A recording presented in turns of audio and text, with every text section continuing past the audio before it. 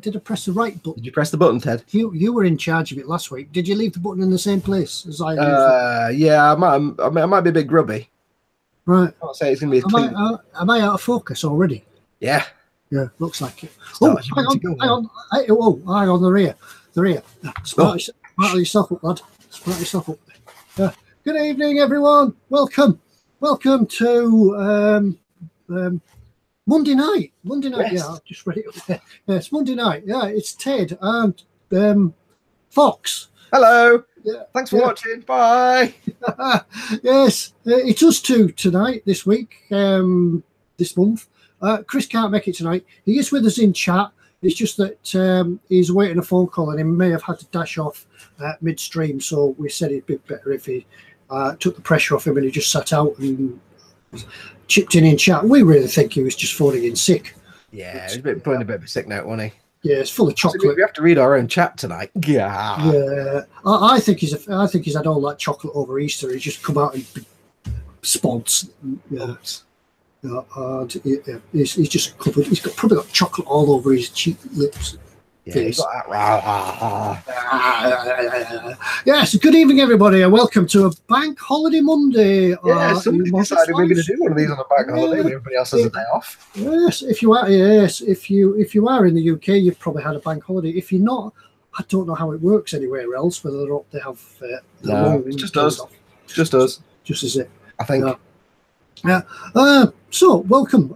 Yeah, I've said that loads of times now. Welcome. Yes. Yeah, but, anyway, that's going to do it for this week. So yeah, we're all thrown into disarray now because Chris isn't with us to read things out, and we've got to go back to doing it ourselves like we used to and things like that. And, no, don't forget, of course, because we're having to read our own chat tonight, and we've all lost that memory of how to do it. So don't forget, if you're watching on the YouTube channel and you want to put a question into the chat, make sure you do it in all capitals so we can see it a mile away. Yeah. Otherwise, we'll just miss it. Apologies if we do miss any questions or comments tonight, because the chat can get quite busy, and they're only me and Ted, and we're old. So yeah, I'll just try to move my camera around just to get it back in where people can see me. Yes. As always, if you want to as well, apart from typing in capitals, you can, if you want to, use the super chat option. There is a super chat little symbol, the little dollar symbol at the bottom. Feel free to click on that. That will highlight your comment in a big gold, blue, or green, or pink, depending on what you want. Box, and we can't possibly miss it. And don't forget, as always, if you're watching this on the eModels page, emodels.co.uk/live, you won't see the chat. All you need to do is go to the little YouTube icon at the bottom of the player and click that, and that will take you to the YouTube page where this stream is, and the chat is on there. You can do it on mobiles as well, but I think you have to use the app rather than the native website, or use the website rather than the native app. Yeah, I noticed it the other week when I was watching it through the app on my Apple iPhone. Other phones are available. That you can actually see the chat now through watching it through the app. So you can. This stream is not sponsored by Apple Products Incorporated. Sorry, I'm just trying to get my phone up to accept messages. Excuse me. So if you do have a message and you can't get into chat, you could send me an email to ted@emodels.co.uk. Is that right? Yeah. Yes. That's the one. I should know because I've been using it long enough. Yes, send me a message via email and we'll try and read your question out. So yeah, we'll do that. So and don't forget, when we do giveaways later on, when we do stickers and mugs and things like that, I nearly made a swear word then. I've been hanging around the wrong people. When we do stickers and mugs and stuff, if you want to, instead of us trying to pull a question out of our backsides at the last minute because we always forget, why not mail us a question to ask the chat to win a sticker or a mug? Make sure you give us the answer as well. We'll take your word that it's the correct answer. We won't do any research at all, and you'll get yourself a sticker if we read out your question on air. So either mail us a question, mail Ted a question for us to give you the answer, or mail us a question to ask on air for the giveaways. Yeah, and hopefully by the end of this week, I'll have all those stickers that are in the back order. I'll get them all sent out this week because, as I say, it saves me postage when people are asking one or two, or sending one or two questions in, and I don't have to post a sticker out, then another sticker, then another sticker. So I'll put a load in an envelope and send them all out. Yeah, and don't forget, if you're watching tonight's show, stick around, because two reasons. Well, one thing to tell you is that Google still haven't fixed their banners, so we still haven't got any banners at the bottom. Sorry, Pete, mate. It's Google's fault. They fixed it and then they broke it again by fixing it. Yeah. We've got to go back to old school banners. I know. I'll just point at me. Yeah. And also, don't forget, it's the 2nd of the month, which is not the 1st of the month, but it's pretty close to the 1st of the month, which means it's that time of month when we pick a gallery giveaway winner. Yeah. Michael Jacobman said it's not just us. Michael Jacobman says the main eModels YouTube page is down. Yeah, I don't think that's eModels themselves. I think that's just YouTube. Yes, we had great fun trying to get the chat up because we couldn't get to the YouTube homepage for eModels. It was giving us a 500 server error. So here's hoping those server monkeys work fast. Yes, so hopefully we'll get it sorted. But we did manage to pull off last week's winner from the comments. Yes. So it's good. Right, should I? I'll go and have a look, see who's in. Yes, who we got in? We've got lots of things popping up. Well, for a bank holiday Monday, there's quite a lot of people in. Simon D, I think, was the first in tonight. Apologies. A bloke called Chris from Gross Model is asking if we're missing him already. Who? I don't know, no idea. No idea, never heard of him. Yeah. Sir Rathalos, Rustin Customs, Simon, Scott Sutherland, Steve Whittingham, Total Scale Models, Mark Letchen, Jamie Bourne. Hi, Jamie. Gross Model. Is that guy again? Gross Models. I've never heard of him. Yeah, never heard of him. Yeah, talk amongst yourselves. If you do know that man, let us know who he is. Seymour Bobbingtons. Tim Bick says, "All right, my lovers, from a drowned Somerset. All right, my babber. How are you on this nice evening? We've had a little bit of rain, but we've been really cold today. Oh, it's been freezing. I know we had the heat on. It was still. I've got 2 pairs of pants on right now, like jeans, and under them is my pajama pants because they're extra warms, and they're tucked into my socks as well. Yeah. I know the type. Yeah, I know the type of guy. Get out of bed, just put your jeans on over your PJs, and away you go. When it's cold. The thing is, though, I've got all these heat holder socks, but they're all in the bag to go in the washing, so I've got no heat holder socks. So I've had to wear like 2 pairs of normal socks as well. Yeah. Come on, it's nearly summer. It's British summertime. We need warm. Yeah, it is British summertime now. Yes, we're officially in summer, so we should be in shorts and things now. It's Bussiter. Who else have we got in then, Tedward? Smooth Workshop, Northwest Modeler, Trot Chad, Wayne Haywood, Zadster. It is. Yeah, Alan said it is Monday. Yes, that's right. It is. It's totally thrown me into disarray this weekend. Yes. It's really weird how, like, when we do a Monday show, the week always goes really quick. I'm, oh God, it's Monday again already. Although for some reason last week I sat here this morning, I was like, wow, it's been like about 6 months since we did a show. Surely it feels like about a year. Strange. Kenneth says, "Is Fox sitting in front?" Hi, Kenneth. Is Fox sitting in front of a green screen, or is that really a green shirt he's wearing? Yes, it's a green. We could crop it out and project things onto it. It's my token green T-shirt that Miniature Me wears as well. I've just not got my hoodie on because I've got my official eModels. Yeah, we have to put the uniform on for the show. I went through a phase of wearing. If anybody who knew me 5 years ago used to read my comic strip when I did an online webcomic, the main character had a green T-shirt and brown trousers and like red and white sneakers. That's what I used to wear all the time. That's why it wears those colours. I've still got the T-shirts. I haven't got the brown trousers anymore. I've just got changed out of my uniform. Right. Did you have your waitress outfit on? Yeah, I have my waitress outfit on. Yeah, get off. Yeah. Loads of kids running around the boat. Get off that. Continuing down, we've got Tony Black, Ostrich 9000, Ostrich 9000, Tim Bix. Hello. Oh, you've already said that. I just read that one. You just read that. Right, my babber. Yeah, I'm not. You're not paying attention, are you, 007? I don't. Do you want to go out and come back in again, Ted?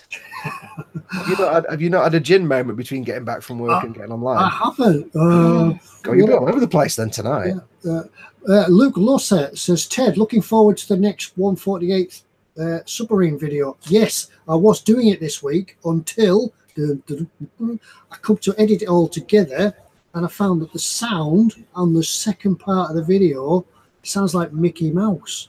The sound is playing at twice the speed of the video, and it took an age to sort it out, so it's put it back a little bit. So what I'm going to have to do now is when I edit the video, I'm going to have to do some dubbing and do some voiceovers for it. Otherwise, you won't have a clue what's going on. Yeah, you had some bitrate issues, didn't you? Yeah, I don't know why this computer seems to just revert everything back to normal. Pinnacle's just having a weird moment, obviously. Yeah, when it seems to be when it does an update, it resets everything. So unless you find out, it's all gone to pot. So hopefully, work and everything else allows, I should have it out hopefully by the end of the week. I'm hoping. My next skitter video, and I know Smoo is laughing when I say skitter. My next skitter video. I've not touched this in a week or two because I've been working on my little Fallout figures, but they're nearly done now. So I've just started painting Nora today, and that's the last figure I'm going to paint for those videos. So once they've done, I'm going to get back on with this skitter. So we should have another Imperial skitter video for you chaps in the next week or two, I think. But crack on with that build. I've got to do the dioramas and the figures and all that stuff yet. Kenneth says, I could picture Ted working in a Japanese maid cafe, to which Chris says, that's just wrong. Yeah, that's wrong. Yeah. I'm quite happy where I am. No, I don't do Japanese beards and things. Zadster says, scale dog meat is adorable, for those who haven't seen it. You won't see it on camera because it's too small, but that's my tiny little dog meat, Fallout 4 dog meat. It won't come out. I can't get close because if I get close, you won't see it at all. It'll be out. Apologies, I have to look around the camera because it's behind my camera. Yes, there you go. My little scale dog meat. Never painted a dog before or a German Shepherd, and it came out all right. Kind of fluffed the face a bit at the end, but it was all right. I've never painted a dog before or a German Shepherd. Aren't they the same thing? Well, you know. Yeah. Oh, we know what you mean. Me, Ted, Chris, and the Fox and I. I've never painted a dog or a German Shepherd before.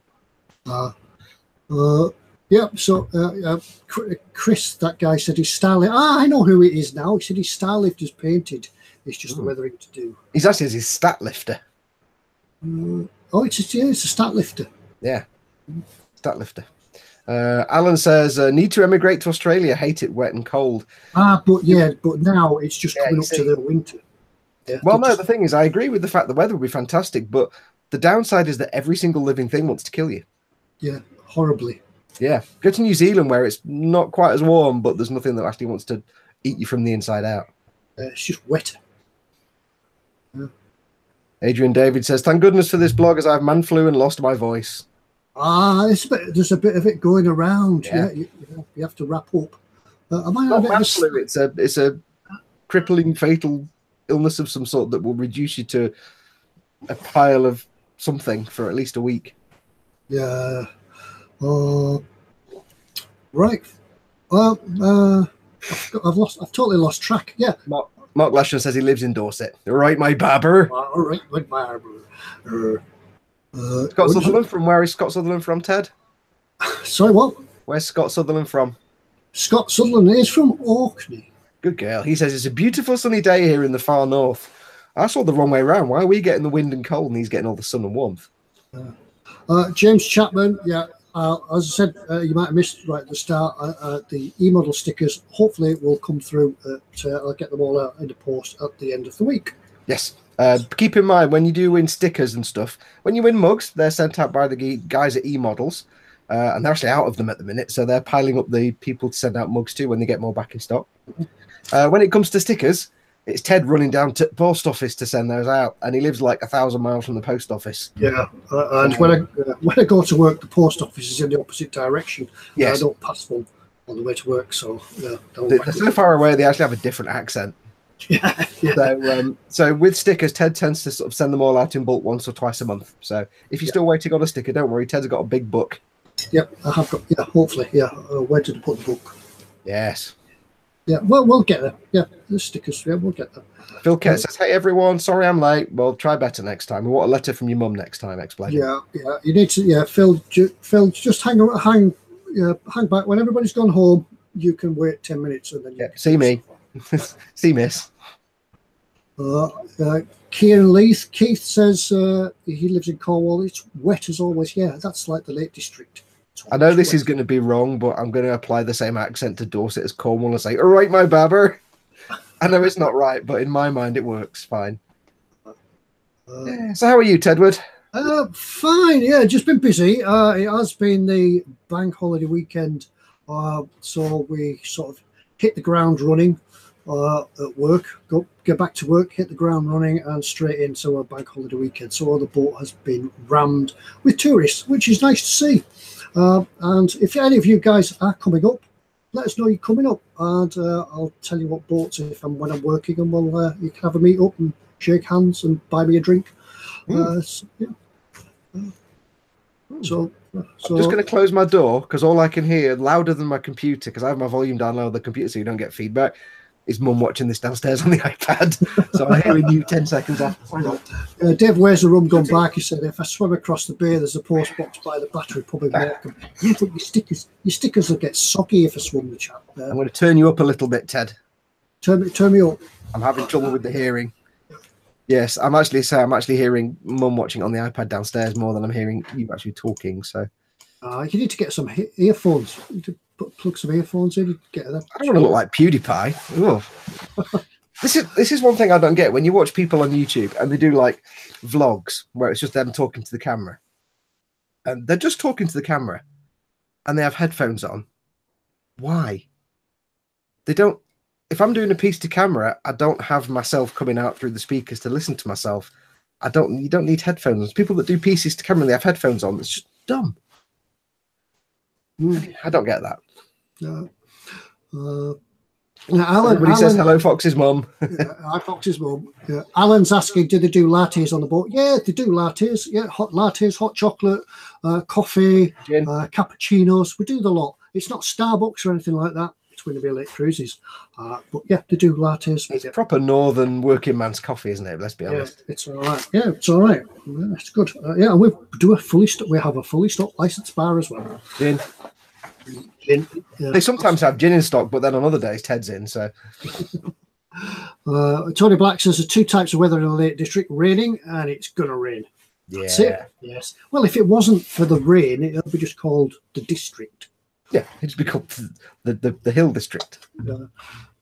Kenneth says, "What kind of boat is it?"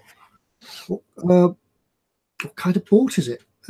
They call them steamers. These particular boats were never actually steamers. They were just always diesel engined, but the name's just sort of stuck. But yeah, it's a 2-decked pleasure cruise, really. Flat thing, isn't it? They're kind of flat and squat. Yeah. Like river boats almost, but like small. Yeah, you can always Google the MV Swan or Windermere Lake Cruises and see what types of boats. It's got all types of boats and even some self-drive ones. You can go out on your own if you want. Yeah. It's almost like, you know how like the Americans do everything 5 times bigger than the Brits? Imagine an American like riverboat, but then imagine the British version, so it's a lot smaller and squat and just got 2 decks and there's probably a kettle. Yeah. Yeah, there's a cafe. The whole boat is a big floating cafe, but it's enjoyable. It's a nice day on the lake, and you get a commentary down Lake Windermere and anything. And you get me. Yeah, so come along. Yeah, and we do food and sandwiches. We don't do pizza. Bring your own pizza. And just remember when you're hanging around on the banks of Lake Windermere, the swans are not your friends. They will attack you and break your limbs any chance they get. So they lull you into swans. They're evil. Yeah, they lull you into a false sense of security where you can go up and think you can just about pet them on the head and they'll take your hand off. Yeah, or you go up and there's one like stood there looking at you all friendly and like, oh, you're really nice, you're really gorgeous, look at that. And then there's like suddenly 30 others appear because they've all been hiding behind a twig. And you're like, oh, fudge. Tony Black, it must have been hot. When he was in Tuscon, the rain would sometimes evaporate before it hits the ground. Wow. Did you just say Tuscon? Tuscon? Is it Tucson? Tucson, Arizona. Tucson, Arizona, boy. Tucson, Arizona. Yeah. Tim Bix says it's been yonks with it. Come back. Yeah. I'm there this season. Come and see Ted. If that's all you need to do. If that's the only reason for the Swans. Yeah. That's the only reason to be Windermere. We should get eModels to charter a boat and we'll have an eModels night. Sail on Windermere, shouldn't we? eModels karaoke night on the boat. Yeah. Yeah, eModels karaoke. Yeah. When we say karaoke, what we mean is Pete will just be on the karaoke all night and everybody else can just be on the boat and have drinks. Yeah, Pete can bring up his own 3.5-foot yacht. Yes. And Gav can follow behind thinking it's a disco. Give me a little boat on the side. Thinking it's a rave. Lights. Right. In fact, no. Well, let's be honest. Pete will. There won't be a karaoke because Pete will hold the microphone all night, but he'll be on the wrong boat. He'll be on a different boat. He'll be on the one that never leaves. Yeah, Pete's on karaoke. He's just over there at the shore, the other end of the lake. Right. We're getting serious now. No. We've got a model making question. We've got a modeling related question coming. Right. So calm down. Here it is. Take a deep breath. Michael Jackman says, what's the best aluminium stroke silver paint to use in the airbrush? I think you probably know about this one, but I've not used, well, other than... Tell it, Ted. Tell it like it is. Yeah. Other than using the Vallejo metallic paints, that's the ones I've always used, just the steels and the metals. I'm lost. Yeah. Is that not the ones you use? Folks? I have. The thing is, there's like a million different metallic colors, and everybody has a different preference. For a long time, I used the Tamiya ones, and they're really nice, but they're quite grainy. They're quite bitty, and you have to kind of thin them quite a lot to get them not grainy, but then that changes how they work. I started recently using the Vallejo metal colors. You won't be able to see that because it's covered in paint, but that's the duraluminum, the durable moomin. And it's gorgeous. It's gorgeous to brush. It's like brushing on like liquid mercury. It's just really nice. Super thin. You can airbrush it neat straight from the bottle, but it's a real fine pigment in that, so it's not grainy at all. But there are lots of others. I've just particularly used that one. I've airbrushed. A lot of people are saying in chat the Alclad's good. Yeah, I think that's a fair opinion of that one. I have heard good reports about the Alclads. Alclad is your lacquer paint kind of equivalent metallics, and they're kind of hard to beat, the Alclads, because they are really nice. You just need to make sure you've got a solvent safe airbrush, very good ventilation, a respirator, and that people in the house won't kill you because you stink the house out. But they are really good. Not the most durable, but it depends what you know. If you use them right, you can get some fantastic results with Alclads. It depends what your favorite paint type is. If you've got a favorite manufacturer at the moment that you're using all the time, then stick to those, try them out, and see what they're like. Some metallic paints are fantastic to brush, and they're not great to airbrush. Some are great airbrushed and not great to brush. It depends. And then you've got other things. You've got specialized paints like the Mr. Metal buffable paints and things like that. So I just kind of have a play around. The AK True Metal ones are really, really nice, but there are plenty of others. It's not often I've had the chance to use metallic colours through an airbrush. The bits I use just needed to be brushed on. But when I do, the Vallejo sprays quite well through an airbrush. Sometimes you find that metallic colours spray better, give a better result being sprayed than painted. And try and put it down on a black surface, either a matte or a gloss undercoat, and it'll turn up well. Yeah, I mean the Tamiya colours, they do airbrush all right. They are quite nice. It's just they're a little bit grainy, but they're not as grainy as when you brush them, when they can be really grainy. But then some of them, like if you brush the gunmetal, it's like black with flakes in it. But if you airbrush it and thin it a bit more than normal, it can come out looking like really bright aluminium. It's a strange colour. And not very grainy, so it does depend on the paint. Tamiya are probably some of the more grainy paints out there, but they are very good. Yeah, I think when you get into that subject about what paint's best, there'll always be different people telling you different things, different products. It's like saying which is the best airbrush. Yeah, I know we've gone over that many times, and people say which is the best airbrush, and lots of people give you their opinion of what they like. So it's really a matter of having a go at. David Moores has a question. He says he has a small metal figure that needs assembling. So what's the best way of attaching the parts? What you could do, depending how small it is, you could pin them, drill into them like the arm and the shoulder, drill into them and pin them using either wooden or metal dowels, and then glue them with epoxy resin. Epoxy resin's more shock-proof than superglue. Superglue will work, but it can shatter. Depends what you're going to do with it. It's not got very good, what's the phrase? Shear strength, is it? Shear strength and torsional resistance. Yeah, superglue can shatter. Yeah. You can do it. Depends how big a model is and how much weight it's going to hold. But unless you're really good at soldering, just use superglue or epoxy resin, a 2-part epoxy. Yeah, if it's like a tabletop miniature size figure, then yeah, Yeah, yeah. Two-part epoxy type stuff is your best bet because it will actually hold it all together. But super glue is fine. It just don't drop it because it'll just go ping and fall apart again.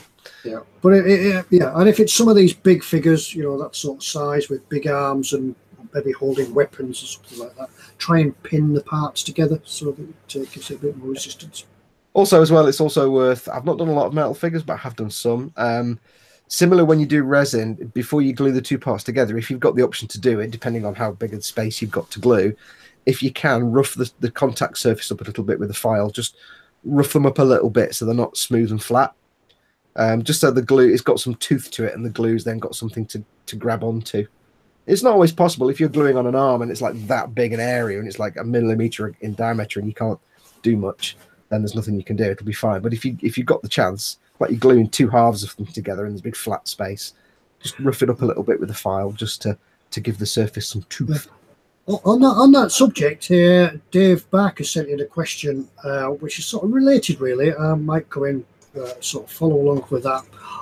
He says, Ted, with so many types of glue available on the market and for modelers new to the hobby, can you explain the different types and their usages? Even us seasoned modelers get it wrong sometimes, where we just automatically reach for the extra thin when a contact glue would be a better solution to use in the given situation. Yeah, there's a mass of glues out there now. All the manufacturers will tell you that theirs is the best. But when you get down to it, yeah, there's really only your sort of the basic ones. Let's see, CA glues, cyanoacrylate, is that what's it? Cyanoacrylate. So yeah, there's that one. Super glue. Yep, super glue to you and me. Yeah, there's your epoxy resin. Is your epoxy two parts. Yeah, you mix it together. That's good for big surface areas, as we just spoke about. Areas which will take a lot of wear and tear or strain, because that's quite good shear resistance. There's your PVA adhesives, which is your like not contact glues, your wood glue type stuff. Yeah, it's like the white craft glue. Elmer's for you guys in America. Yeah, Elmer's glue. Elmer's glue, that sort of thing. That's good for sticking clear parts, canopies. You can't get away and use it with photo etch, that sort of stuff. It'll stick that as well. And then there is your polystyrene glues, which is your extra thin, things like that. That's what that does. It actually melts the plastic to bond it.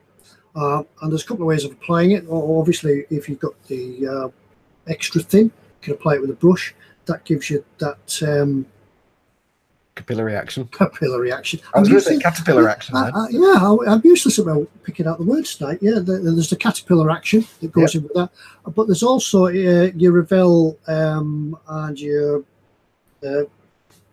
you are struggling, aren't you, Ted? Yeah, I'm really struggling. Revell contactors there, polystyrene. Yeah, the Revell contactors, which comes in a sort of applicator with a fine tube. And some of you that maybe modelled many years ago, it still is available in a tube. Yeah, we don't do that. Yeah, and you want to stay away from that. But that's sort of where you're applying it from a tube or the contact applicator sort of type stuff. That's for when you've got big flat areas. If you've got two areas, sort of this big piece of plastic here and this piece of plastic here, you've got a huge area. I often get the contactor glue out, and rather than using the super thin, give it a coat of contactor glue and then stick it on like that. So that'll do that. Because if it's like a little, the beauty of things like Tamiya extra thin is it's so thin. You just touch it to two parts you've already put together and it sucks in. So it's very clean. There's no mess. The thicker glues like the standard Tamiya glue and the Revell contactor and things like that, like Ted says, they're more for like getting a lot of glue on there because it doesn't. The thin stuff dries off very fast and flashes away. So if you've got two big bits, just kind of cover it in glue and splodge. But yeah, the basic rule of thumb is that if it's polystyrene you're working with, use a polystyrene cement like Tamiya extra thin or Revell, something like that, because that melts the plastic together. It's called a welding cement. It welds the plastic together. If it's a non-porous surface like metal or anything else that's resin. Well, resin. Yeah, it's sort of porous, isn't it? It has little holes in it. Yeah. Yeah, if it's resin, your choices are epoxy glue or super glue. And like we said before, super glue will fall apart and shatter if you drop it. You can snap parts off. Resin's a lot more durable. If it's non-porous like metal and metals, then again, super glue is fine, or two-part epoxy glues, things like that. And that's kind of it, really. If it's wood, if you're making something out of wood, you can use wood glue. Obviously, polystyrene glue wouldn't work. The thing to remember is that polystyrene glues, like the model glues like Tamiya Extra Thin and Revell Contactor and stuff like that, they're designed to melt plastic. They're not particularly adhesive in their own right. It's basically a fluid that will dissolve away and leave the plastic welded together. So it's not going to glue wood to metal, but it will glue plastic to plastic.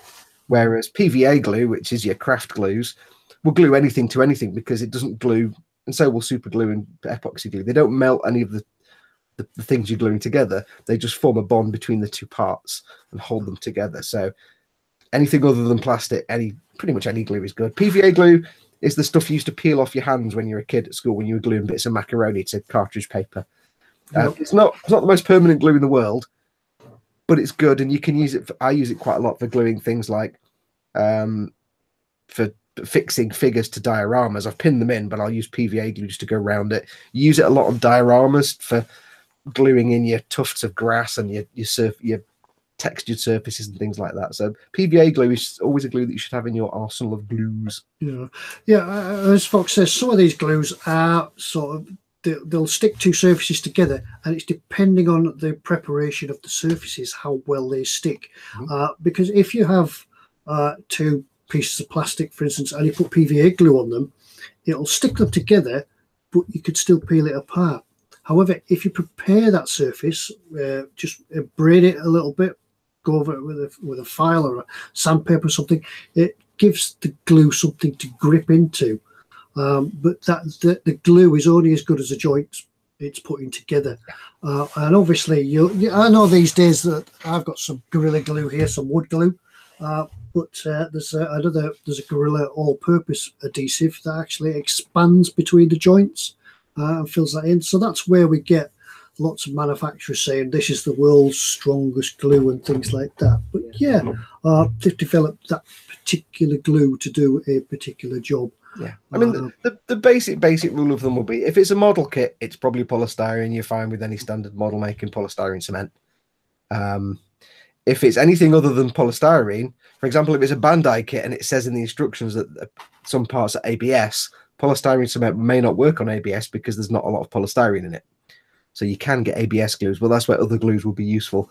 If it's anything like metal or resin, you need to scuff up that surface so it's got tooth to grip. Yeah, that's it. Yeah, it's sort of microscopic little sort of hooks. It's like Velcro. It's like making your own Velcro, really. Just making hooks to grip into the surfaces. Kieran Keith says, "What are jobs at eModels? Stockist, photographer, etc." I think he's basically saying, "Are there any jobs going?" We don't actually work for eModels. No, we're not on the payroll, so we don't actually work there. However, there may be jobs going. If you drop an email through Ted at emodels.co.uk, he can pass that on to the guys for you. Or just go to the website and drop them a note on the contact form. That'll get straight to the guys that matter. Yeah, there is a contact form on the website as well. Or you can just mail it to sales. But we're not on the payroll. We do this voluntary. Every Monday we've been coming here voluntary under our own time, and we still can't get time off. We ask for holidays. Nope, sorry. No. Well, full disclosure, my channel is sponsored by eModels, but I'm not actually on the payroll for you, if you know what I mean. We're not employees of the company. No. Right, we've probably missed a load of stuff in Stream 13 says, just avoid resin glue in syringe form. It's not very good, he says, in some other ways. Get the two separate tubes. That's something that's like the epoxy glue where it comes in two separate. Epoxy glue, a lot of them you have to mix them together, like 5-minute epoxy and stuff. There are some epoxy glues where they come pre-mixed, and that's fine. Yeah, there is some stuff out there that's brilliant stuff. There is some stuff that's good, but it could be better. And it's a matter of getting what you pay for, really. Michael Jackman says, I'm having trouble sticking the yellow plastic parts on a car dipstick together after it's snapped. So far, I've tried super glue, 2-part epoxy, poly cement, but none of them work. I find the best glue, if you've got two really thin parts, like say you've got, say you're making a model of something and there's an aerial, there's like a little tiny filament that's say a whip antenna or something. and it's snapped, or it's a flagpole on a submarine or something, Tamiya extra thin is really good because you just touch it to both parts, put the two parts. I did a lot of flagpole on my U-boat when I built my U-boat. Touch it together, get the glue on either bit, hold it together. You have to hold it for a little bit, and it'll bond a little bit. And so if you can support it on something and have something resting on the pieces so they can stay in that place, give it a few minutes, and then apply more glue over the top, and then just let it dry for a few hours, and then apply more glue over the top. Because it's a welding cement, it melts. It melts the plastic together. So even though it's a tiny area of contact, it will actually kind of melt the two parts together a little bit. Yeah, I'm probably thinking that Michael Jackman's dipstick that he's on about is probably the one off his real car. It could be ABS. That's why none of the glues are working on it. Oh, it's on a real car in that case. Yeah, yes. That's what I'm guessing. I'm only thinking. If it's on a real car, then yes, it might be ABS. In which case, you need ABS cement. Plus, being a dipstick covered in oil and things like that, yeah, you're really going to have to clean that up to get. I basically just get a new dipstick. Yeah. My dipstick's metal. I didn't know you can get plastic dipsticks. Yeah, sometimes the handles on them are plastic, aren't they? Yeah, Zasta says it's probably a thermoset plastic, so not easy to bond. Yeah, I discovered the joy of working with PVC type plastics when I did my 3.5-foot Master Chief, because that was vinyl, like you get on car bumpers, and I discovered the joy of working with that. Yeah. But one thing you might be able to find, somebody will fix it. If you've got any motorcycle repair specialists in your area that do special sort of plastic welding and such like that, instead of doing it on metal, they do it on plastic. Magicians they are. I don't know how they do it or what glues they use. If you can find one of them, go and have a word with him. Hey, if you give you a can of beer, can you put that together for me? Stream, yeah, there's always a can of beer in there somewhere. Yeah. Stream 13 says Tamiya do have an ABS cement. Yes, they do, and I've got. Yeah, you must have the only bottle in the country. I've got 2 jars of it, and good luck trying to find it anywhere. It took me about 4 years to find somewhere online that had some for sale, so I bought 2. And then I've not used them yet, but I wanted them anyway, just in case. So yes, they do it. It's kind of like you apply it, and then the pieces are instantly stuck. And it's kind of gone yellow, which is weird. Yeah, all my paint fell over as well. Unfortunately, eModels don't stock that because it's difficult to get into the country. Yes, it's hard to import because it's highly nasty stuff. That's why it's actually hard to find anywhere. I ended up finding some little seller in Japan who had 2 bottles of it. But even in the countries where you can get it, it's really hard to find. But yes, it's actually nice that if you're looking for Tamiya extra thin, eModels do actually stock that now. For a long time, for many years, they weren't able to because it's importing solvents and things is really hard in the UK. So, yeah, Simon D said ABS cement can be made from Lego shavings and acetone in a similar way to sprue goo. Oh, cool! Never thought of that. Never thought of that. Yeah. I'll try that if I eventually ever get round to doing my D'Agostini Millennium. Yeah. Now then, when I've seen them gluing these huge Lego people and things, you see them in shops and displays and things. I've seen them gluing that together with super glue. I made a Lego wiring and glued it all together, an A-wing, and glued them all together and painted them. I just use normal thick Tamiya cement for mine. No, did that glue? See, normal polystyrene cement will glue ABS if the ABS has enough polystyrene in it. So when I started doing my big D'Agostini Millennium Falcon that I never got past episode 6 of, I did glue on some parts with Tamiya extra thin before I realized the parts were ABS. The whole thing's made out of ABS, but they actually stuck. So it may have just enough polystyrene that the cement can react with the ABS and weld it together. If there's enough in the ABS plastic, then it will stick, but it might not.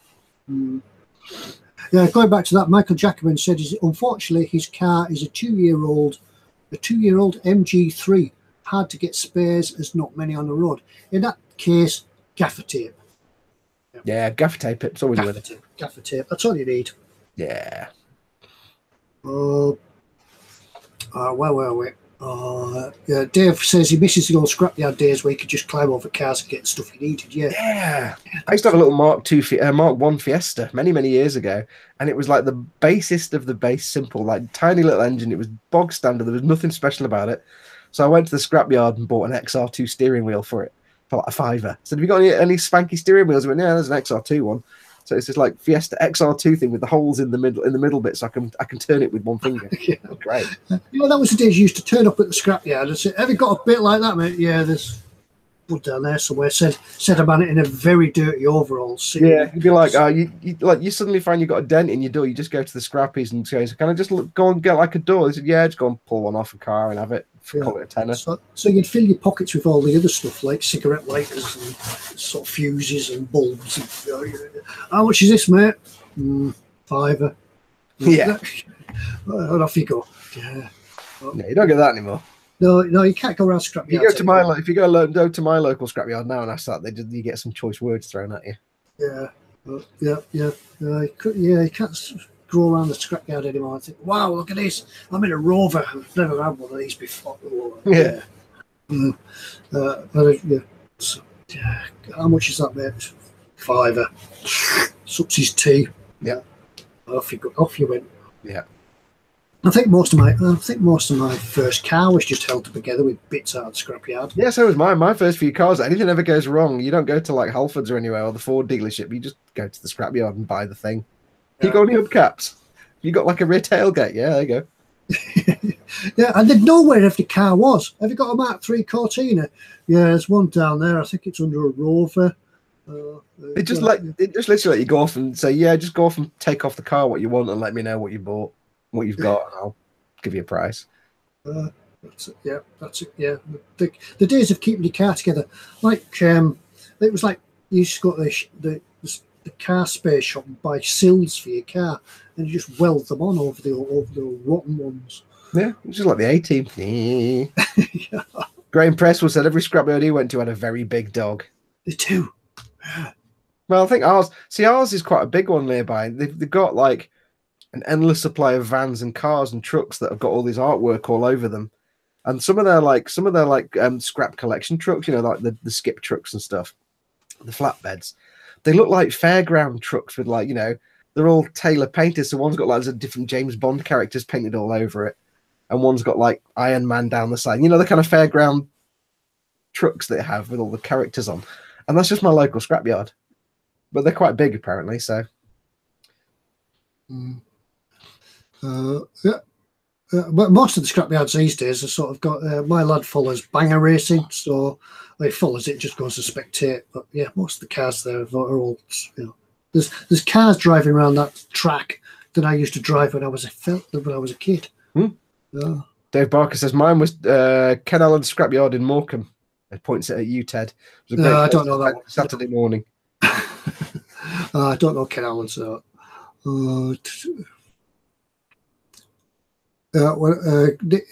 Nicholas Eriksson says all the cars I've had before this one I have now has been scrapyard cars. When the repair cost exceeded the value of the car, you sold the car, got another one. Yeah, that's it. That's how you kept on the road. Yeah. Peter Rogers says, "Is it me? I build mainly 135th armor, etc. And while there are an abundance of kits and suppliers, how come the aircraft kits are 148th or 132nd?" I think it's probably just down to the size, isn't it? Yeah, I mean, the whole 135th thing kind of came in with Tamiya in the early 70s. I think they kind of started that. Before that, 172nd was the dominant scale with 148th, I think, for occasional kits. Yeah, I think it all sort of revolved around the railway sort of scene, didn't it? The model railway scene. 172nd was about the nearest to HO, double O. Yeah, there's very few kits in 176. Yeah. But anything bigger, the 135th, 148 in an aircraft, it's going to it's going to be huge. I mean, you can get them, but they are the top of the line kits. Yeah. But I think the with models like Ted says, it was more that a lot of the scales that we're stuck with today came from close to model railway scale. So Airfix doing their 172nd stuff and things, 176th kits and things like that. They're all kind of similar to railway scales. It was only really Tamiya that came in and said, "How about 135th? Because that sounds great." And then they started making one, and then everybody kind of followed on with the armor because Tamiya started doing like tanks and armor and things like that. And then bizarrely, Tamiya decided to stick to the standard scales of 148th and 132nd for their airplanes. So it's Tamiya's fault. Yeah, going back to them years, there was only like the two dominants there. Well, a couple of dominants: Revell, Airfix, Tamiya, and then everybody else came along and sort of just stuck what was being sold, really. Kenneth says, question, what is Zimmerit on tanks and what is it for? Zimmerit, it's sort of an anti-magnetic paste. Being anti-magnetic, yeah, that's what it's what it was there for. One way of knocking out a tank was to run up behind it and stick a magnetic mine to it and blow holes in it. So the Germans, particularly the Germans, came up with a Zimmerit, which was an anti-magnetic paste that was sort of put on in a rough texture, so it stopped things sticking to the tank. Yeah. That's basically what it is. It was done away with in the later parts of the war. They didn't see the need to just keep sticking it on because anti-tank rounds and such were just doing the job anyway. Yeah, there's less likely to be running up with a sticky bomb. Yeah, that's it. Yeah, so I don't know. Did we, some of the most armor experts out there, did we ever try anything like that? Because I think the Germans just used to throw Panzerfaust at us, didn't they? Yeah.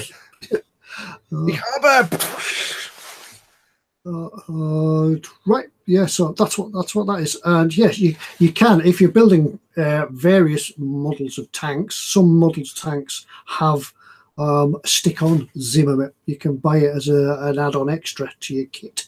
So other people make it out of paste, milliput, things like that. Replicate it that way. You often find that things like King Tiger kits tend to come with that texture already on them as well sometimes. Yeah, sometimes kind of slightly rough, kind of like, it looks like in scale, it's like a bamboo blind. You know, they're very fine bamboo blinds you get. It looks like that kind of stuff. Yeah, Nicholas Erickson said it was also highly flammable when it wasn't dry. It took a while for it to dry, and there was a high chance of tank catching fire. Yeah, not a very nice place to be. Kenneth says, do you put the decal on before painting the tank? What decal? I think you probably, are you on about weathering? Certainly put it on after you painted, but put it on before you start the weathering, if that's what you mean there, Kenneth. Unless it's a Zimmerit decal. I've not come across those before. Michael Jackman says they stopped using it because the only land magnetic mines were German. Yeah, could be a point there. Yeah, I think probably as well some of the resistance, French resistance stuff, developed their own sort of sticky mines and sticky bombs and things like that. Kenneth says it's a Zimmerit decal. Is it a coloured decal or is it? Yeah, you can get decals in Zimmerit. And I would put it on first and then put the decal on top of it, because that's what the guys used to do generally in the field. They either put it on and left a space around where the identifying insignia used to be, or they used to put the whole Zimmerit over it and then paint the decal on top of it.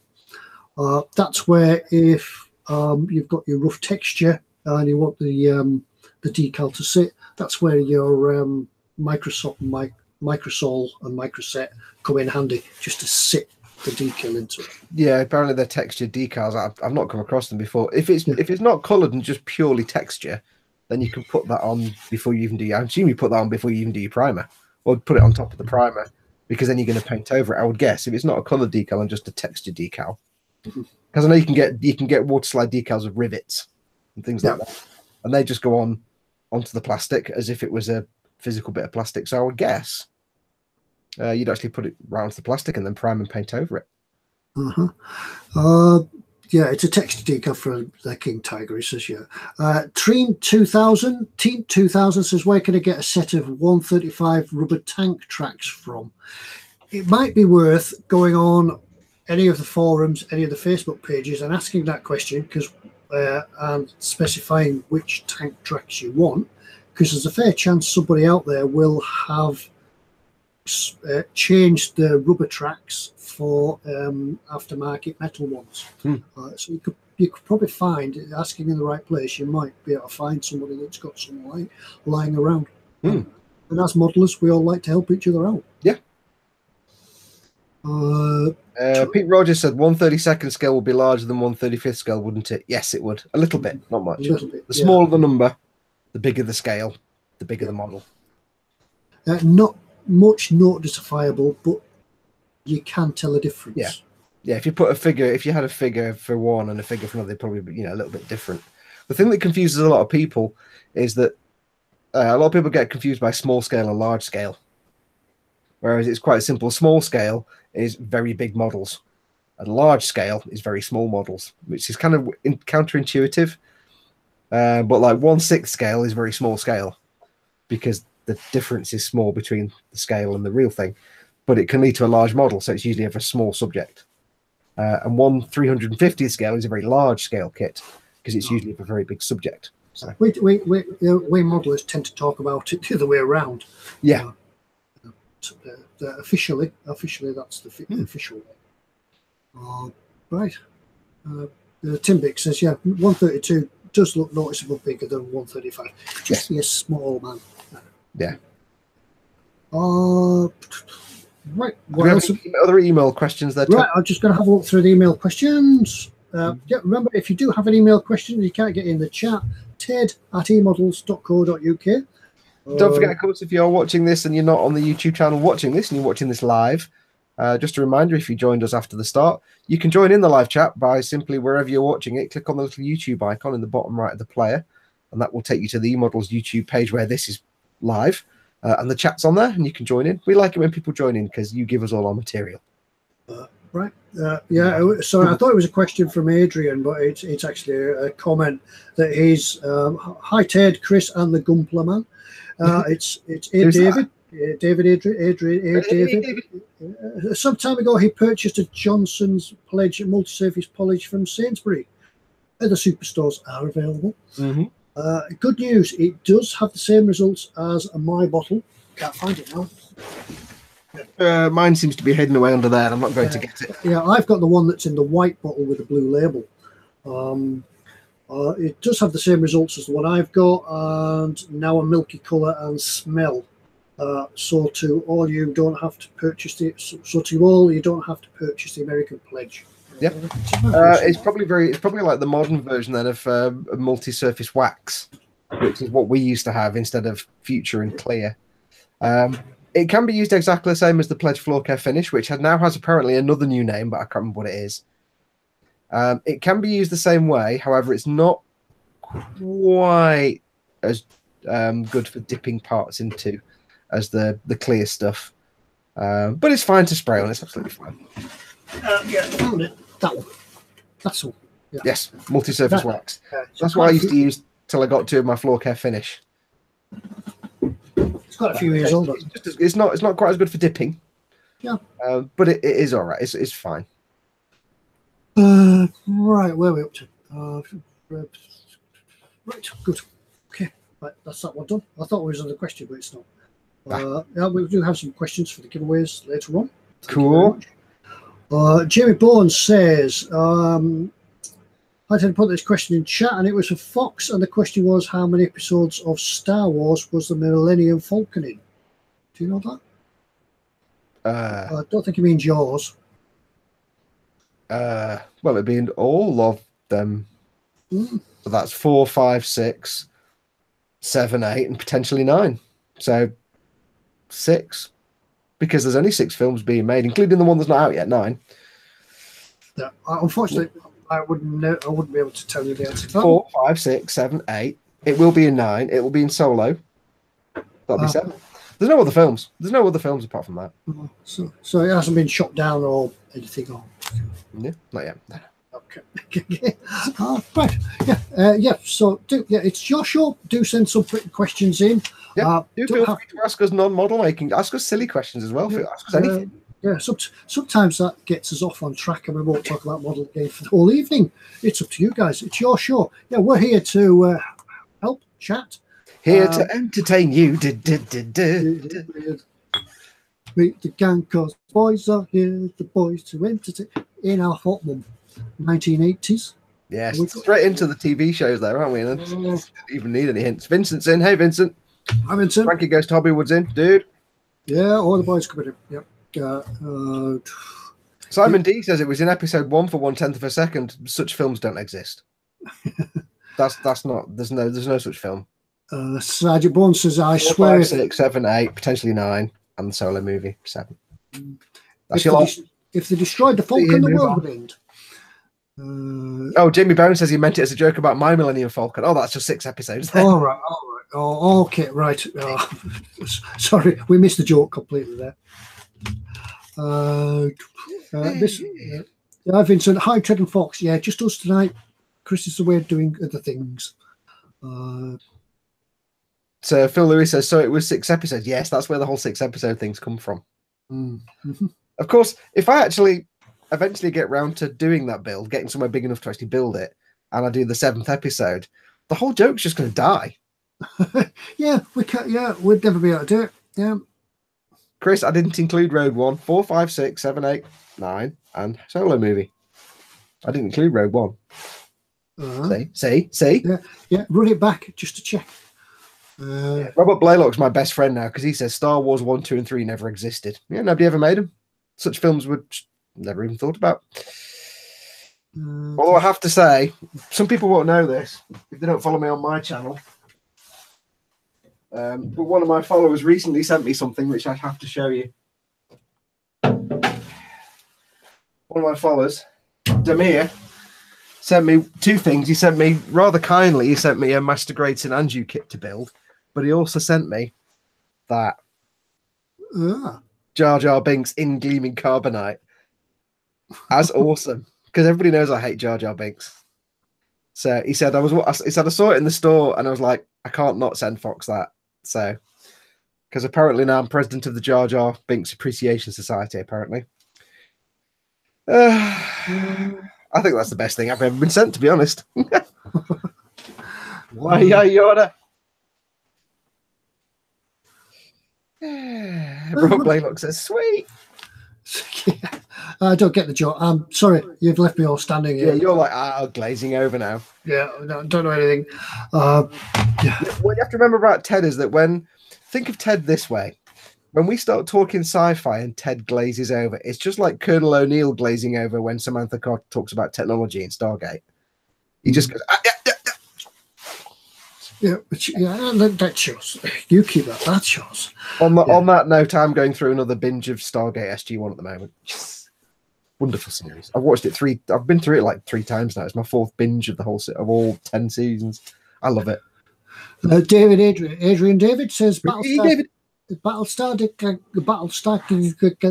Galactica, original or the new version? New. See, I have love for the original, but it is just complete cheese fest. Whereas the new BSG, although they kind of stuffed up the ending, was really good. How to cook Jar Jar, says Tony Black. Slowly. While he's alive. Robert B says he still prefers UFO. Yes, now I'm with you. That's my sort of sci-fi. UFO, Commander Straker, all the rest. Yeah, good, brilliant. Did you know the 2 cars they built for that series, the 2 actual full-size vehicles they used to drive around in, were just like normal cars, little Ford Zephyrs, and they built these awesome shells over the top. They are sitting around in some guy's garden. And there's a group I found on a forum somewhere. They're actually trying to plead with this guy. They're just rotting away. Some guy bought them and they're just rotting away in his back garden. And this group of some forum got together and said, look, we will buy this off you for whatever money you want because we want to restore it to how it looked we want to restore it back to factory condition. And the guy's like, nah. It's like, but you're just letting it sit there rotting. You're not doing anything with it. It's one of 2 vehicles that were built. It's the only one left. It's a piece of, media history. It's an iconic thing. And he's like, nah, I don't want to sell it. Look, look, we'll pay you anything. Nah. Yeah. Idiot. The most I've got in a garden near me, there's a guy has a garden near me who's got a lightning jet in it. You're just driving down this country lane in Cumbria, and you go, what's that? It's a lightning jet, full size, ex-Royal Air Force lightning jet in his front garden. Oh, Gareth Redburn says, happy Easter Monday, Ted, Fox, Chris and chat. Thank you, Gareth. Yes, thank you, Gareth, in his little super chat box there. Thank you very much. Yeah, hope you enjoyed your chocolate Easter eggs. Chocolate, yeah. I've not had any Easter eggs. I didn't know. I didn't even realise it was Easter, I'll be honest. So no, it just crept up on you. No, I see, my daily routine is the same every day of the week. And as I've said before, the only 2 days I know for sure are Monday because I do this show, and Thursday because I put the bins out. Other than that, if you stop me at any point in the week and say, what day is it? I'll be like, oh, have I put the bins out? Well, you see, you don't even have a payday or anything to look forward to. Yeah. Somebody mentioned V as well. Stargate Origins is being made, I think, says Jeff Bottomley. Stargate Origins is already online. It's not very good. It's only a little 10-part web series. It's very short. It's really low budget, so it's good for what it is, but it's a bit pants. Don't expect it to be anything other than a little bit of. Dave Barker mentioned V. Is that old? Is that? I don't know. It must have been about the 90s. Were the lizards dressed as sheep? Yeah, V was great. The miniseries was great. The series that came after was all right. I always wanted when I was a kid. There was a scene where when the visitors first come, there's a kid sat on a pavement and he's got like a toy V landing craft with a couple of figures. And I'm like, oh, I'd kill for a toy of that vehicle. It never came out. And I've spent many years searching for two kits that I wish somebody would make. One is a visitor, either the shuttlecraft or the fighter. And there are some around in resin, but they're stupidly expensive and they're not particularly good. So the visitor fighter, I love the fighter or the shuttlecraft. Nice and big and in plastic would be fantastic. And the other one that I've actually managed to grab now is the Tel-Tac, the little cargo ship from Stargate SG-1, the little snail-shaped cargo ship. I found someone on Shapeways that makes them. They're only little, but I found some, so I've got one on order at the moment. It should be with me in a week or two. Yeah, so I finally get to make a Tel-Tac. Yes. Yeah, I guess now with the advent of 3D printers and things, the model that you always wanted could become a reality. The reality is that if you go onto Shapeways and places like that, pretty much everything you ever want is on there. However, it's usually that big. Yeah. Somebody does make the I've forgotten what they're called now. From Stargate again, the bombers. I've forgotten the name. The gold bomber. It's a bigger ship, and they actually make one that's about this big, and it looks beautiful, but it's 105 quid. And I'm like, oh, it's a bit pricey. So I might have to save up for that one. I've forgotten what the actual bomber's called. It's not I can't remember what it's called. Anyway, if you know Stargate, you'll know the one I mean. Because I might get one of them in the future. I spotted somebody on Facebook the other day that had made a Centurion tank, a big Centurion tank. And it turns out it was 3D printed. And I'm thinking, wow, if you could do that. Soon, I think we've said this before, soon you won't need to go out and buy a boxed kit of a model. They'll just send you, you'll just buy a DVD.